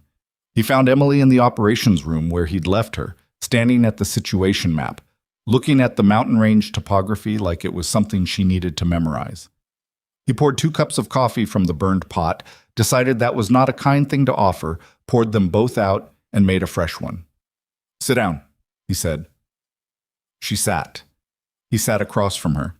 He was quiet for a moment, the kind of quiet that was building toward something, not avoiding it. "The jokes," he said finally. "The stuff Maddox guys said in the mess hall, the first week." She looked at him. "I was going to address that when it went past a certain point. I want you to know that." She was quiet for a moment. "It didn't need to be addressed," she said. "It was disrespectful. It was useful." She wrapped her hands around the coffee cup. "When someone treats you like you're nothing, they show you exactly how they think. Maddox's guys were loud about it because they were comfortable being loud about it. That told me things about the group dynamic I needed to understand." She paused. "The ones who didn't join in, Vasquez, Okafor, a kid named Briggs who looked like he wanted to and then didn't, those were the ones I knew I could rely on if I needed to." Harwell looked at her for a long moment. "You were running assessments on my people from day one, from meal one." He processed that. "Was anyone flagged, besides Greer?" "One person showed some irregular behavior in week 1 that resolved by day 8. Stress response to the pre-deployment cycle, not operational. I noted it and moved on." "Who?" She shook her head. "It resolved. It doesn't go in the report." He looked like he wanted to push on that. Decided not to. "Maddox," he said, "you used him." "I used his access. I protected his element. Those 2 things can both be true." "He trusted you." "He made a calculated decision based on incomplete information. That's different from trust." Harwell was quiet again. "Is it?" he said. She looked at her coffee. The honest answer was that she wasn't sure. She'd told herself it was calculation when she'd watched him walk to his table after the mess hall line conversation. She'd told herself that a good soldier making a decision based on operational logic and a person extending trust were different categories, and she was operating in the first one. She wasn't entirely sure she'd been right about that. "He gave me 12 hours based on my word," she said. "Yeah. That might be calculation, or it might be something else." She looked up. "Either way, he got his element out clean. Whatever it was, it worked." Harwell turned his coffee cup in a circle on the table. "He's going to be difficult when he gets back," he said. "I know. Not dangerous, just he's going to have things to say. He's entitled to them." She wrote the preliminary report until 2300. The operations room cleared out around her as the evening duty cycle took over, and she sat at one of the rectangle tables with Harwell's borrowed laptop and wrote it the way she'd been trained to write field reports: factual, sequential, specific, with no editorializing and no softening of decisions that might look questionable in retrospect. If something looked questionable in retrospect, she wrote it straight and let the review board form its own opinion. She wrote the part about Maddox and the keycard access last. She wrote it accurately. She didn't explain why he'd agreed. She wrote what she'd said to him and what he'd said in return, and she let the sequence speak for itself, and she moved on. She sent the report to Carrick's secure address at 2312. Then she went back to her room. She sat on the cot and looked at the window that faced the perimeter fence. The exterior lights made the wire glow a dull amber against the dark of the tree line. The mountains beyond it were invisible, absorbed into the cloudless Montana night, present only as a massive absence of stars in the upper third of the sky. Somewhere on the north face, 14 men were in their hides or moving toward the ridge or doing whatever the operation required them to be doing in the 72nd hour. She didn't know the specifics of the mission objective. She'd been given enough to assess the threat without being given enough to constitute a security risk herself if her cover had broken the wrong way. That was standard compartmentalization. She knew they were up there. She knew the grid was clean. That was what she'd needed to know. She slept a full 7 hours, which surprised her. She woke at 6:11 to a base that felt different, quieter, slightly hollow, in the way bases felt when a significant element was downrange and the people left behind were living in the gap between the last moment of departure and the first moment of return. She made the 0630 breakfast service. At 0900, Carrick called. "The outer node intercept is proceeding," he said. "GHK Constellations network has 3 active relay points. We're rolling them simultaneously at 1800 today." "Good." Greer gave a preliminary statement.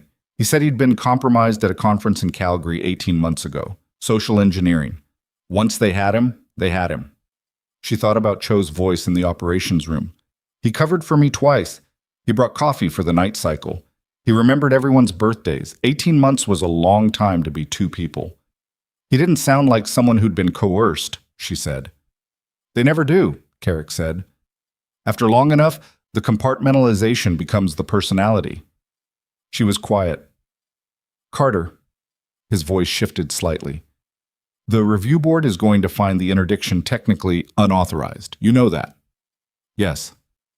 "The conclusion will probably be consistent with mission success due to timeline exigency, which is the official way of saying you were right and the rules didn't quite fit the situation, and we're going to write it up in a way that doesn't make anyone look like they failed to anticipate the gap." "I understand." "You're going to need to sign a statement acknowledging that future deployments will adhere to strict authorization protocols for physical interdiction." "I'll sign it." "Even though you do exactly the same thing again?" A pause. "I'll sign it," she said. Carrick made a sound that was not quite a laugh. "Good answer." He paused. "You did well, Carter. The way this was supposed to go was 11 more weeks of observation and a clean package for the review board. Instead, you broke it in 13 days in a way that probably saved 14 lives and handed us a network we've been trying to roll for 2 years. Another pause.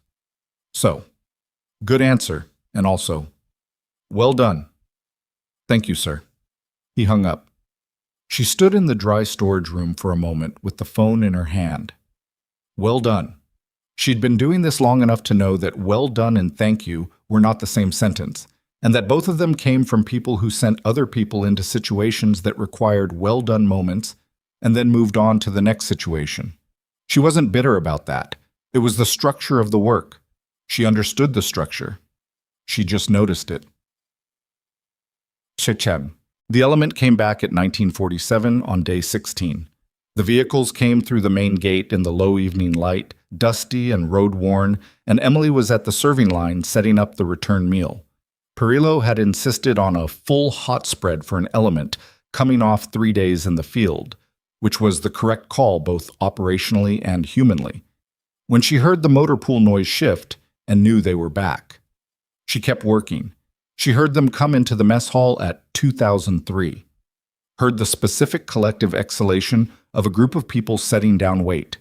Not just the physical weight of kit and weapons, but the carried weight of 72 hours of concentrated operational focus, finally given permission to decompress. She worked the line without looking up. Okafor came through first. He looked at her over his tray for a half-second longer than usual, with an expression she couldn't fully categorize, somewhere between uncertain and knowing, and then moved on without saying anything. Vasquez came through. Same look, different calibration. Briggs came through and actually stopped at her station. "You're still here," he said. "Still here," she said. "Huh." He looked at her. "Maddox said you'd still be here." She put protein on his plate. "Good prediction," she said. Maddox came through last. He was carrying the specific kind of exhaustion that came from being responsible for people in the field for 3 days. The kind that lived in the shoulders and behind the eyes, the kind that didn't go away with sleep but had to be metabolized over time. He looked like he'd eaten field rations and not slept more than 4 hours in any single stretch, which was probably accurate. He picked up his tray, moved down the line, got to her station. She portioned his food without ceremony. He didn't move on. "Operation was clean," he said. "No interference, no contact with organized resistance. The mission objective was achieved." "Good. My guys came home." "Yes." He looked at her. "All of them," he said. "All of them," she confirmed. He held his tray and didn't move for another moment. Behind him, the line had a small gap. His guys had read the situation with the instinct of people who'd been working together long enough to sense a conversation that needed space. "I want to sit down with you tomorrow," he said. "Not debrief, not official, just I want to understand what happened." "Okay. All of it. What I'm authorized to hear. There are parts I can't give you yet. Some of it's still under review." "The parts you can give me?" "Yes. Those." He nodded, looked at his tray, back at her. "Carter. The wind correction on the range." He said it carefully. "The corridor that floods. The way you looked at Greer when he signed that manifest." He stopped. "What about it?" she said. "How long did you know it was him?" She thought about that honestly. "I had a behavioral flag on day 3. I didn't have anything solid until day 11. I had the relay architecture on day 12. I had enough for action on day 13. He worked through the timeline visibly. "Day 3, he said. "Yes. And you were still in the kitchen, running the line, doing the inventory the whole time." "That was the job." He looked at her with an expression that had moved through several stages while she'd been watching and had arrived somewhere she hadn't expected. Not anger, not even the complicated thing from the service road on deployment day. Something closer to a kind of wearied recognition, the look of someone who understood, at a cellular level, what it meant to hold something difficult and not put it down. "Yeah," he said quietly. "It was." He took his tray and went to his table. She watched him sit down, watched him say something that made Vasquez respond and Briggs lean in, watched the table find its shape again after 3 days of field compression. They were loud, and they were tired, and 3 of them looked like they'd rather sleep than eat, but were eating anyway because the body made its requirements known. They were whole. She turned back to the line and served the next soldier, and the one after that. She served the last soldier at 2041 and started breaking down the line. The mess hall noise settled into the register she'd come to know over 16 days. The specific acoustic texture of a group of people who had been through something together and were now processing it in the only way soldiers reliably processed anything, which was by eating and talking loud and pretending the thing they'd been through was slightly less significant than it actually was. Maddox's table was the loudest. Briggs was telling a story that required both hands and kept getting interrupted by Vasquez, who had apparently been present for the same events and had a sharply competing version.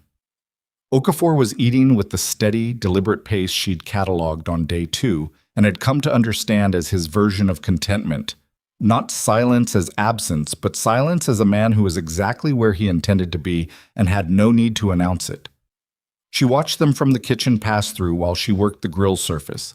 Not surveillance, Not the operational watching she'd been doing every day for 16 days, with its taxonomy of flags and anomalies and things to file for later consideration. No assessment running underneath, no secondary processing layer tracking movement patterns and departure times and the specific quality of attention people paid to conversations they weren't supposed to hear, just watching people be okay. She hadn't let herself do that in a long time. She wasn't entirely sure she knew how to do it without the operational layer running underneath, and the fact that the layer had gone quiet, not permanently, just for this particular moment, felt strange in the specific way that relief felt strange when you'd been under pressure long enough that the pressure had become the baseline. Perillo came up beside her and looked at the room and then at her face with the attention of a man who had spent 20 years reading kitchens and the people in them and had learned to see the things that other people edited out. "You're leaving soon," he said. "Few more days," she said. "Review process." "Something like that?" He nodded once. He picked up a clean cloth and started working the adjacent grill surface without being asked, without comment, without making a production of it. Perillo didn't do line work as a rule. He was a supervisor, had been one for 15 years, and he kept the distinction clear because, in his experience, the distinction mattered for unit cohesion in a kitchen the same way it mattered in an infantry squad. The fact that he was standing here with a cloth doing what he didn't have to do said everything he wasn't going to say out loud. "You're a good cook," he said. She looked at him. "I mean it," he said. "Whatever else you are, and I'm not going to ask, you know your way around a kitchen, the egg timing under a full service cycle, the way you reorganized the prep sequence when I was out with my back and you ran the whole line solo with 2 trainees." He shook his head. "That's not nothing. Most people can't hold timing under that kind of pressure. It falls apart. Yours didn't." She felt something shift in her chest that she hadn't anticipated. Not pride. Something more complicated. The specific feeling of being seen accurately in the place you least expected it, by someone who had no strategic reason to look. "Thank you, Sergeant," she said. "Perillo," he said. "We're past that." She looked back at the mess hall, at Briggs gesturing widely, at Vasquez's expression of theatrical long-suffering, at 14 men who'd come back whole from 3 days on a mountain that nobody had told the wrong people about because she'd been in a kitchen cutting carrots and watching who left early. "Thank you, Perillo," she said. He went back to his surface without another word. She went back to hers. They cleaned the kitchen in the particular companionable silence of 2 people who had understood each other well enough that proving it would only diminish it, while the soldiers in the mess hall metabolized 72 hours of mountain and 3 days of compressed operational focus, and slowly, in the way people did when they finally believed they were safe, got progressively louder and less careful about what they said and how much space they took up. She listened to them get loud. She let herself listen without purpose. It was the best she'd felt in 16 days. The next morning at 07:30, she met Maddox in the operations room. He'd chosen the room himself, which she suspected was deliberate on multiple levels. The most neutral space available on a base that didn't have many genuinely neutral spaces. A room associated with function rather than rank, with the work itself rather than the hierarchy around the work. He was already there when she arrived. 2 cups of coffee on the table from the good machine in the officer's lounge, not the burned pot that lived in the main corridor. He'd gone out of his way. His posture was neither fully relaxed nor fully armored, somewhere in between, which was where she'd come to understand he existed most of the time. A man who kept enough tension to be ready and enough ease to be human, and who'd learned to hold both things without one collapsing the other. She sat down. He pushed a cup toward her without comment. She took it. They sat with the coffee in a silence that had the quality she'd been thinking about since the service road on deployment day. Not the operational silence she'd been practicing for 16 days, the furniture silence, the nothing-to-see silence. Something different. The silence of 2 people who had been in each other's orbit under sustained pressure and were now, for the first time, sharing the same space with nothing urgent pressing on the moment. It felt strange and not uncomfortable, like a room you'd always seen full of equipment, emptied out, and you were noticing for the first time how much space it actually had. "Carrick called me this morning," Maddox said. "What did he say?" "That I should hear what I could from you directly, that he'd fill in whatever you couldn't give me. He turned the cup on the table.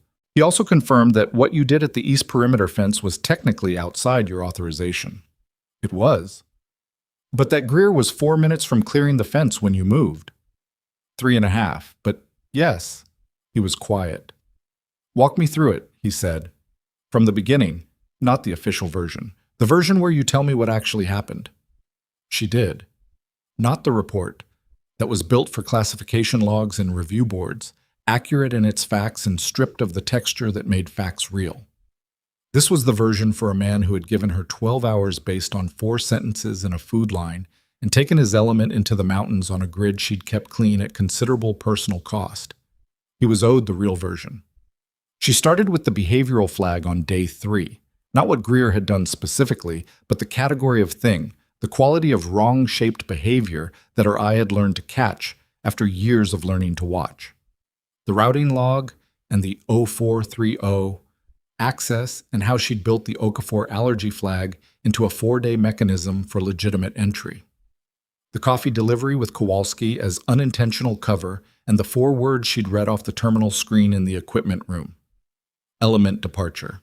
Grid. The call to M that night and the competing mathematics of rolling a full network versus burning 14 men on a mountain. The 1,300 access pull and what followed at the perimeter fence. He listened without interrupting. His hands were on the table. He had the quality, which she'd noticed early and filed as significant, of someone who listened with his whole body.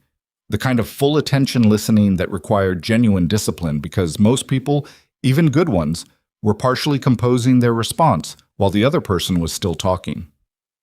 When she finished, the morning light had moved half an inch across the situation map on the east wall. You took him down without a weapon, he said. I had my hands. He was trained. 14 months at a desk. Before that, probably. But not recently. A pause. And all of this, he said, every piece of what you just walked me through, was running underneath a full kitchen cycle, every single day. The kitchen was the job, she said. Everything else was the other job. He looked at her with the expression of someone recalibrating the size of something they'd already revised upward twice. The wind adjustment on the range, he said. Day 11. Was that deliberate? She considered the honest answer with the care it deserved. Yes and no, she said. I saw the problem because I'd walked the terrain and I knew the thermal rotation. I could have kept it to myself. But 11 days of complete invisibility was becoming a liability. I needed you to have a question about me. Not enough to start a real inquiry. Enough to create a pause. She paused. So I let you see one true thing, and then I walked away before you could ask the follow-up. One true thing. Yes. And then the corridor, you asking me for 12 hours. That was real, she said. I needed you to hold what you knew long enough for me to finish. If you'd gone to Harwell with your full read of me before I had Greer secured, Greer would have seen movement in the command structure, and he'd have accelerated or aborted. And the element would have rolled with a compromised grid. Yes. He sat with that. She watched him work through it. Not the tactical logic, which she could see he'd already assembled, but something underneath the logic that was taking longer to process. So when you asked me for 12 hours, he said carefully, what you were really doing was asking me to trust you with my element. You were betting I'd hold long enough to keep them safe. She'd been turning this over since the service road.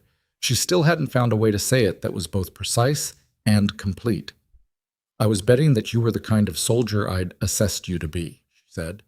That you'd made the same calculation I was asking you to make. That whatever I wasn't a threat to your people. And that you'd act on it because the alternative was moving on incomplete information in a direction that might burn something you didn't know was there. She paused. Good soldiers don't move blind when they can hold one cycle and get better information. That's a very precise read, he said. It was right. Yeah. He turned his cup. It was. The Blue Marker Mountain op timeline on the whiteboard caught her eye. Somebody, Briggs, she was certain, she could have identified his handwriting by then, had drawn a small, uneven check mark beside the final entry. Greer, Maddox said, how does someone end up there? 14 months of that? How does it happen without anyone seeing it? She thought about what Carrick had said on the phone. After long enough, the compartmentalization becomes the personality. I don't know the full answer, she said honestly. I've studied it. Every case file I can access. It's almost never a single decision. It's a sequence of smaller ones, each one seeming survivable, and by the time the cumulative weight becomes unmanageable, the person has been inside it long enough that going back looks more dangerous than continuing. She looked at the table. That's not an excuse, it's a description. You believe those are different things. I need them to be different things, she said. If they're not, the work I do doesn't have the foundation I need it to have. He looked at her. Something in that answer had landed differently than a rehearsed response would have. Cho came to me last night, he said. She's having a hard time with it. She should. She knew him for 14 months and she liked him, and he was using her section to route intelligence to a foreign network. That's a lot of things to hold at once. I didn't know what to tell her. What did you say? That it wasn't her fault. Emily held his eyes. That was exactly right, she said. Was it true? Yes, completely. He exhaled. She watched some of the weight that had been living in his shoulders since the operation, since before the operation, since the service road, shift into something more manageable. Briggs wants to know if you're staying, he said. He can come ask me. He's afraid of you? Good. He should be a little afraid of me. Something moved at the corner of Maddox's mouth. Not quite a smile, too much still unresolved around the edges, but the first motion in that direction she'd seen from him in days. Carter. He set his cup down, looked at it. I owe you an apology. She started to say something and he put his hand up. The first time she'd seen him do that, use a gesture rather than words to hold a space. Let me finish, he said. The first week. The jokes in the mess hall. I set that tone. I didn't originate every one of them, but I didn't stop any of them, and the fact that I didn't stop them told everyone in that room what was acceptable. He was quiet for a moment. That was wrong, not tactically wrong, not strategically wrong. Just wrong, as a basic matter of how you treat a person. She sat with that. She could say it was fine. She could say it served the operation. She could tell him that the dismissal had been useful data, and she'd have been worse off without it. All of those things were true, and none of them were what the moment was asking for. It wasn't fine, she said. You're right. He nodded. But, she said, you're also the person who cleared access on my word at 2200 on day 11, who didn't ask questions when I needed you not to ask questions, who came around a corner on the service road and read a situation in 2 seconds flat and put your hands in exactly the right position without anyone telling you where. She paused. People are the whole thing they are, not just the worst moment and not just the best one. He held her eyes. Is that something you actually believe about yourself? He said. It was a more direct question than she'd expected. He'd been paying attention in ways she hadn't fully tracked. She sat with it for a genuine moment. I'm working on it, she said. Okay, he said quietly. Me too. The morning light had moved another inch across the map. Outside, the base was picking up its daily rhythm. Vehicle engines, radio checks, the specific organized noise of a forward operating base beginning another cycle. One more thing, he said. Vasquez. She waited. He told me this morning that he owes you an apology too. He said, and I'm quoting exactly, she called the thermal rotation and I told her we had data from the range tower and I was wrong, and that was disrespectful. Maddox's voice was carefully level.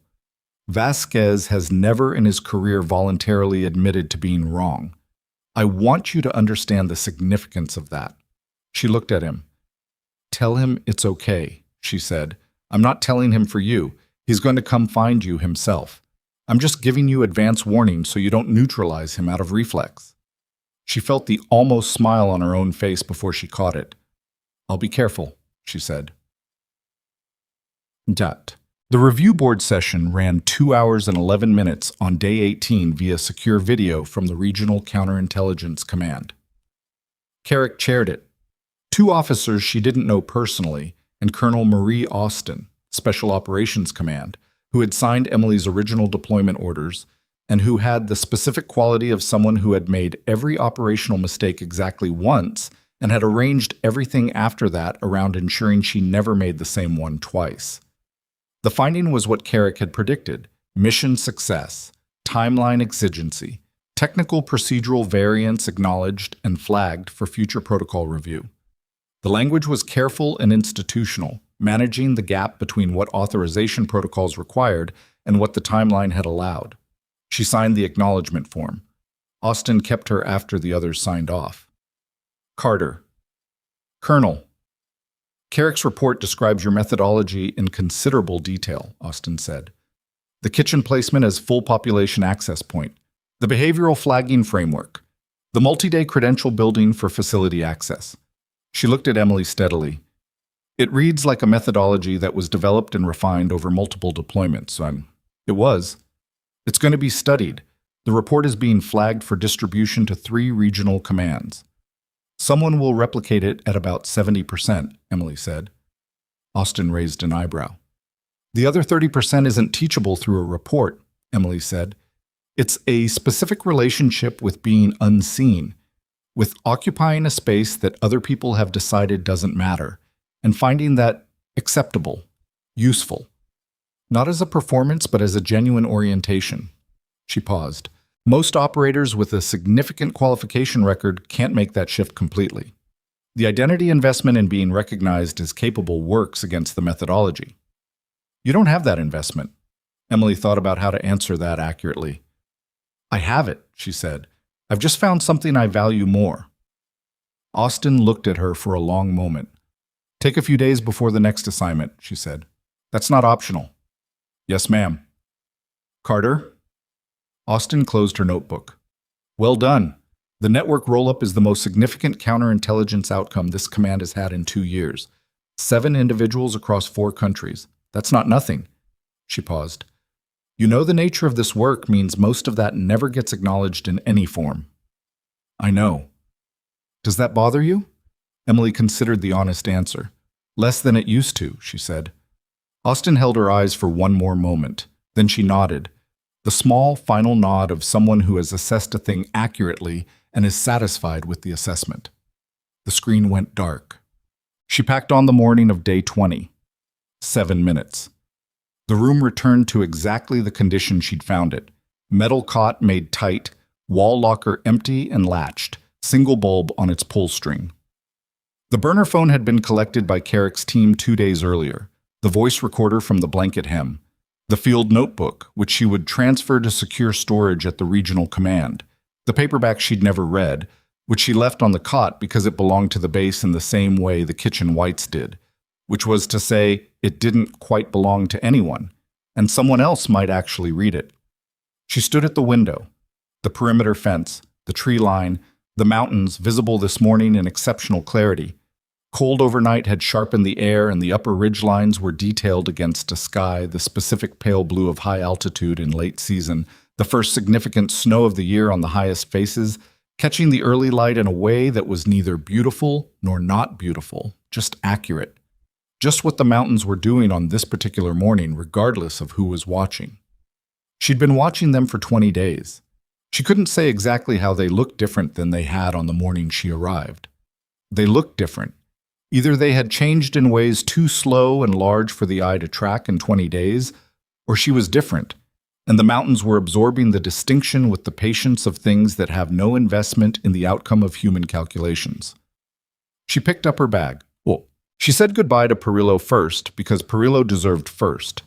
He shook her hand in the kitchen corridor and held it 1 beat longer than a handshake required, and told her the morning egg timing was going to be a problem without her, which was a practical assessment, and also, from Perillo, the warmest thing she could have been told.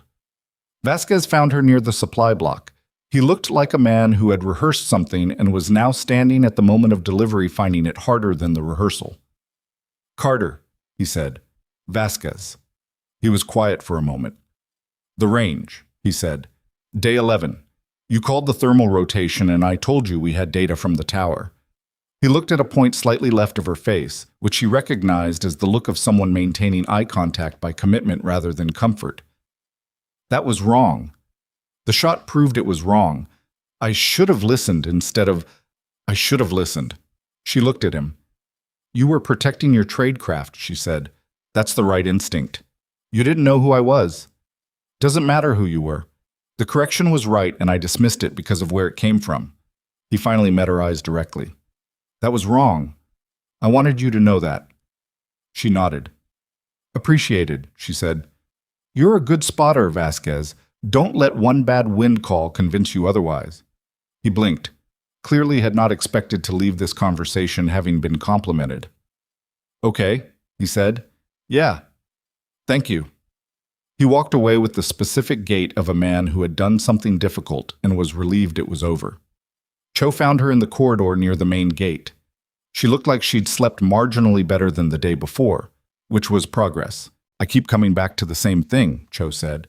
He was good at his job, at the legitimate parts of his job. He ran a clean section. He trained me well, and simultaneously he was doing the other thing. She looked at Emily. How do you hold both of those?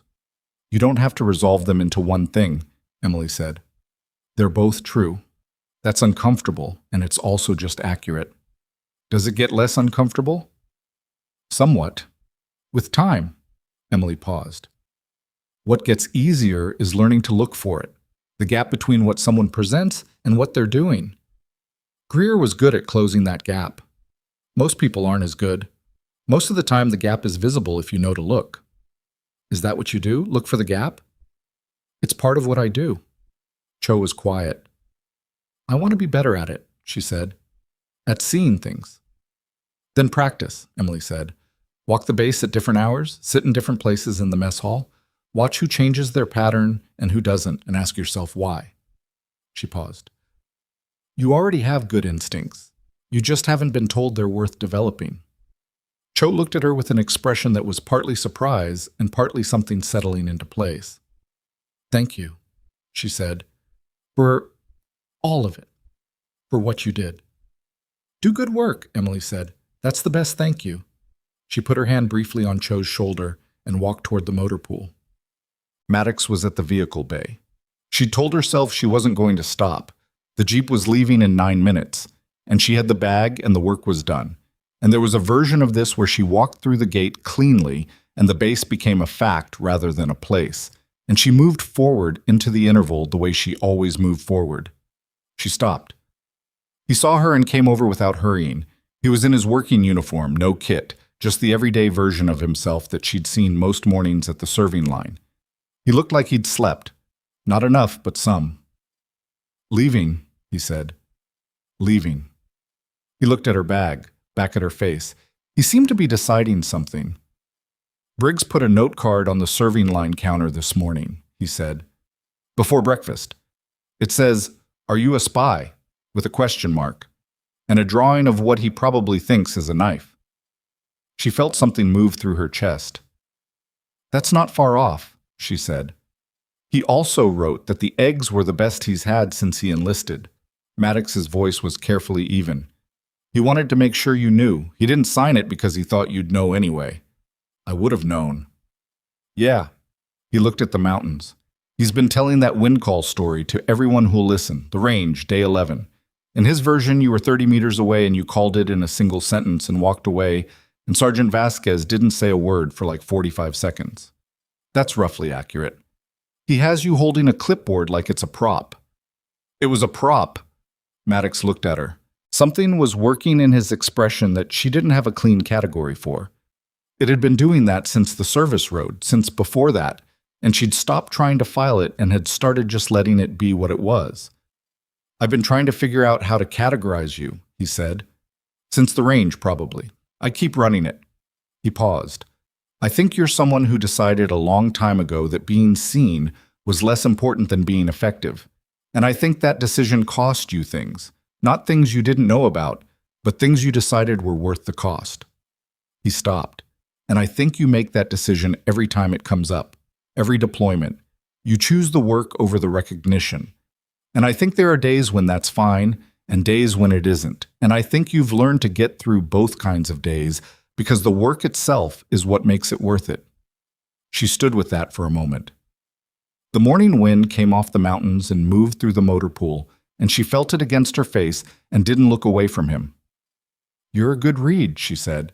I had instruction. He said it without irony, meaning it. She shifted the bag on her shoulder. Maddox, she said, take care of your people. Always have. Take care of yourself, too. Those are different instructions. He looked at her. Something shifted behind his eyes. Not surprise, exactly.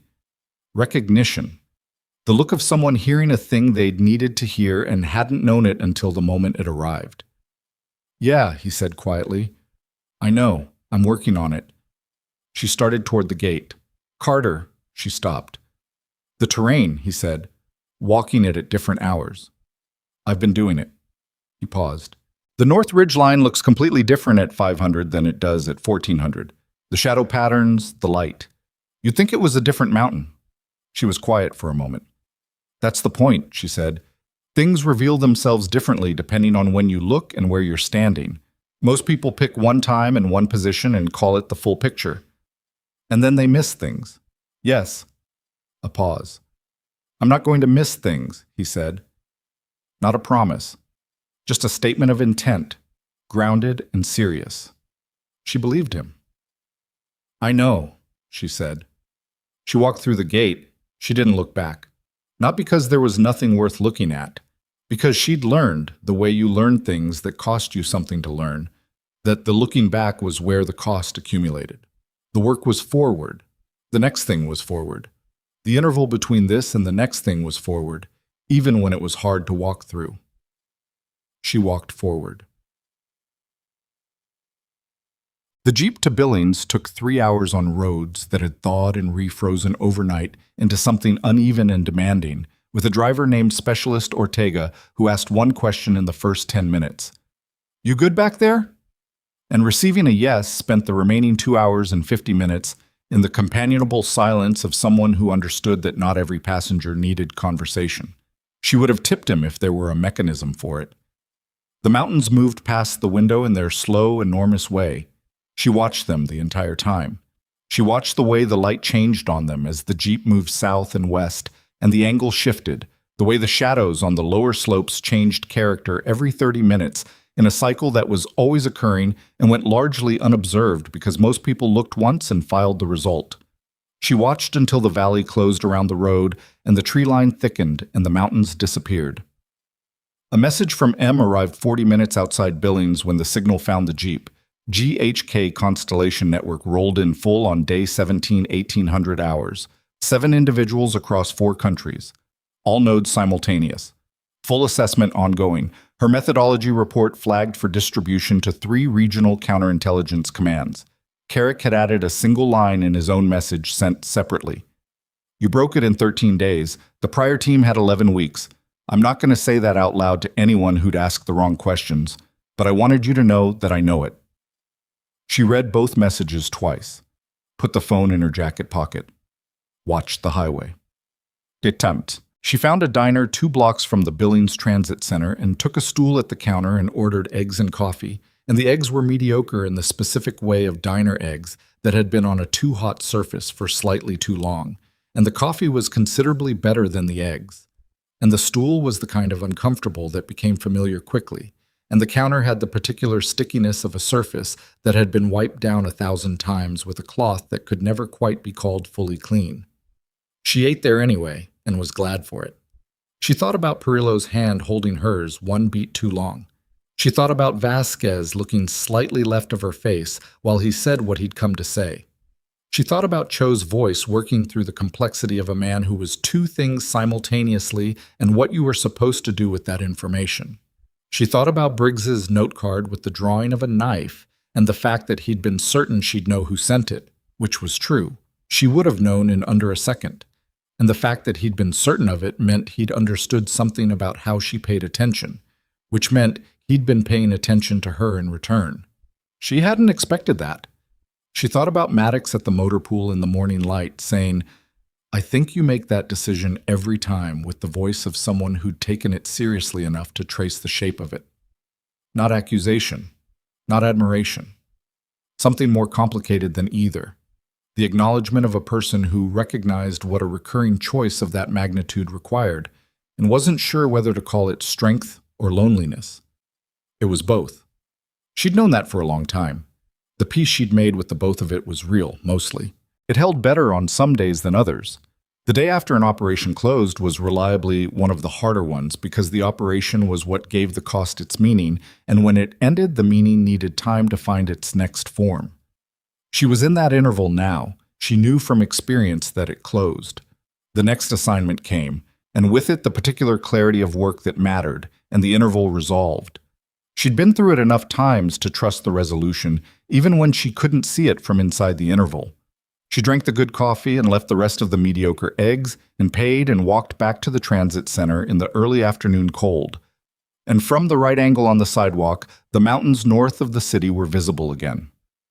Her eyes found them without being directed to. Old habit. The automatic scan for terrain and elevation and the particular quality of distance that told you something about what you were looking at and where you stood in relation to it. She stopped on the sidewalk and looked at them for a moment. The same mountains. The same ridgelines she'd been watching from a 6x10 room for 20 days. The same enormous, patient indifference to the specific concerns of the people living at their feet. From this distance and this angle, they showed her something different than they'd shown from the window of the support block. A different face, a different quality of light on the upper slopes, the snow on the highest faces catching the afternoon at an angle that hadn't been visible from inside the base perimeter. Different angle, different time. Different information. Somewhere at the foot of those mountains, a forward operating base continued its cycle. Meals coming off a line, vehicles in rotation, mission cycles turning. A comms section with a new duty officer learning the room Greer had left behind. Young soldiers eating and arguing and calibrating, slowly and imperfectly, what they understood about the people they worked beside every day. A staff sergeant walking the North Ridge line at 0500 to see what it looked like in a different light. They didn't know she was standing here looking at their mountains. They didn't need to. That was the point. It had always been the point. The work that happened without anyone knowing it happened. That was the foundation everything else stood on. The visible work, the credited work, the work that got names attached to it and records maintained that stood on this. On the work done by the people no one thought to watch. She stood on the sidewalk and let that be true, and felt it be enough in the specific way it was enough, which was not the same as easy and not the same as painless, and was enough anyway. She turned and went through the transit center doors. The transport left at 16:03, 2 minutes behind schedule. Emily Carter sat third row, window seat, bag in the overhead, hands in her lap in the posture of someone who had nowhere to be urgently and had made a kind of peace with that. The city gave way to highway. The highway gave way to open Montana corridor running straight and cold toward the horizon. The mountains stayed visible in the left side windows for the first 40 minutes, then fell behind a ridgeline and were gone. She watched them go. She thought about the sequence of things, the routing log, the button camera, the perimeter fence, Greer's hand steady on the desk, Maddox coming around a corner and reading the scene in 2 seconds, 14 men coming back through a gate whole. And she felt it settle into the category where operations went when they were finished, not forgotten, filed, present in the way that every deployment was present, adding to a cumulative understanding of what the work was and what it required and what it gave back. She'd kept 14 people safe. She'd rolled a network that had been operating for 2 years. She'd done it from behind an apron, with a clipboard and a burner phone, and the patience to be furniture until the moment furniture needed to become something else. Nobody outside a very small room would ever know that. She closed her eyes. Not to sleep. Just to be still in the genuine way. Not the practiced operational stillness. Not the furniture quiet. The stillness of a person who had finished what she came to do, and was, for this particular stretch of highway, simply riding the interval between one thing and the next, and letting the space be what it was. The transport moved west through the early Montana dark.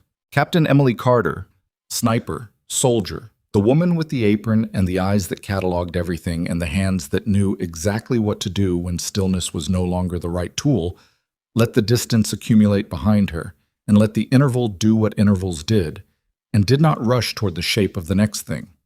It would come. It always came. And when it did, she would be ready in the way she was always ready, quietly, completely, without announcement. The highway ran on. The mountains were behind her now. The work was ahead.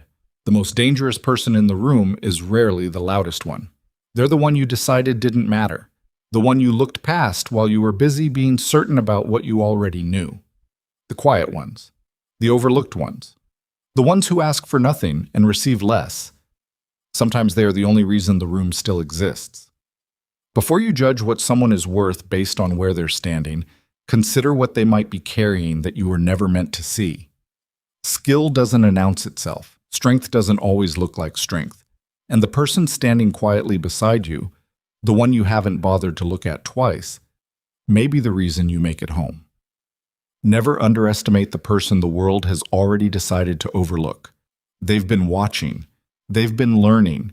And when the moment comes, they will be ready in ways you never thought to prepare for.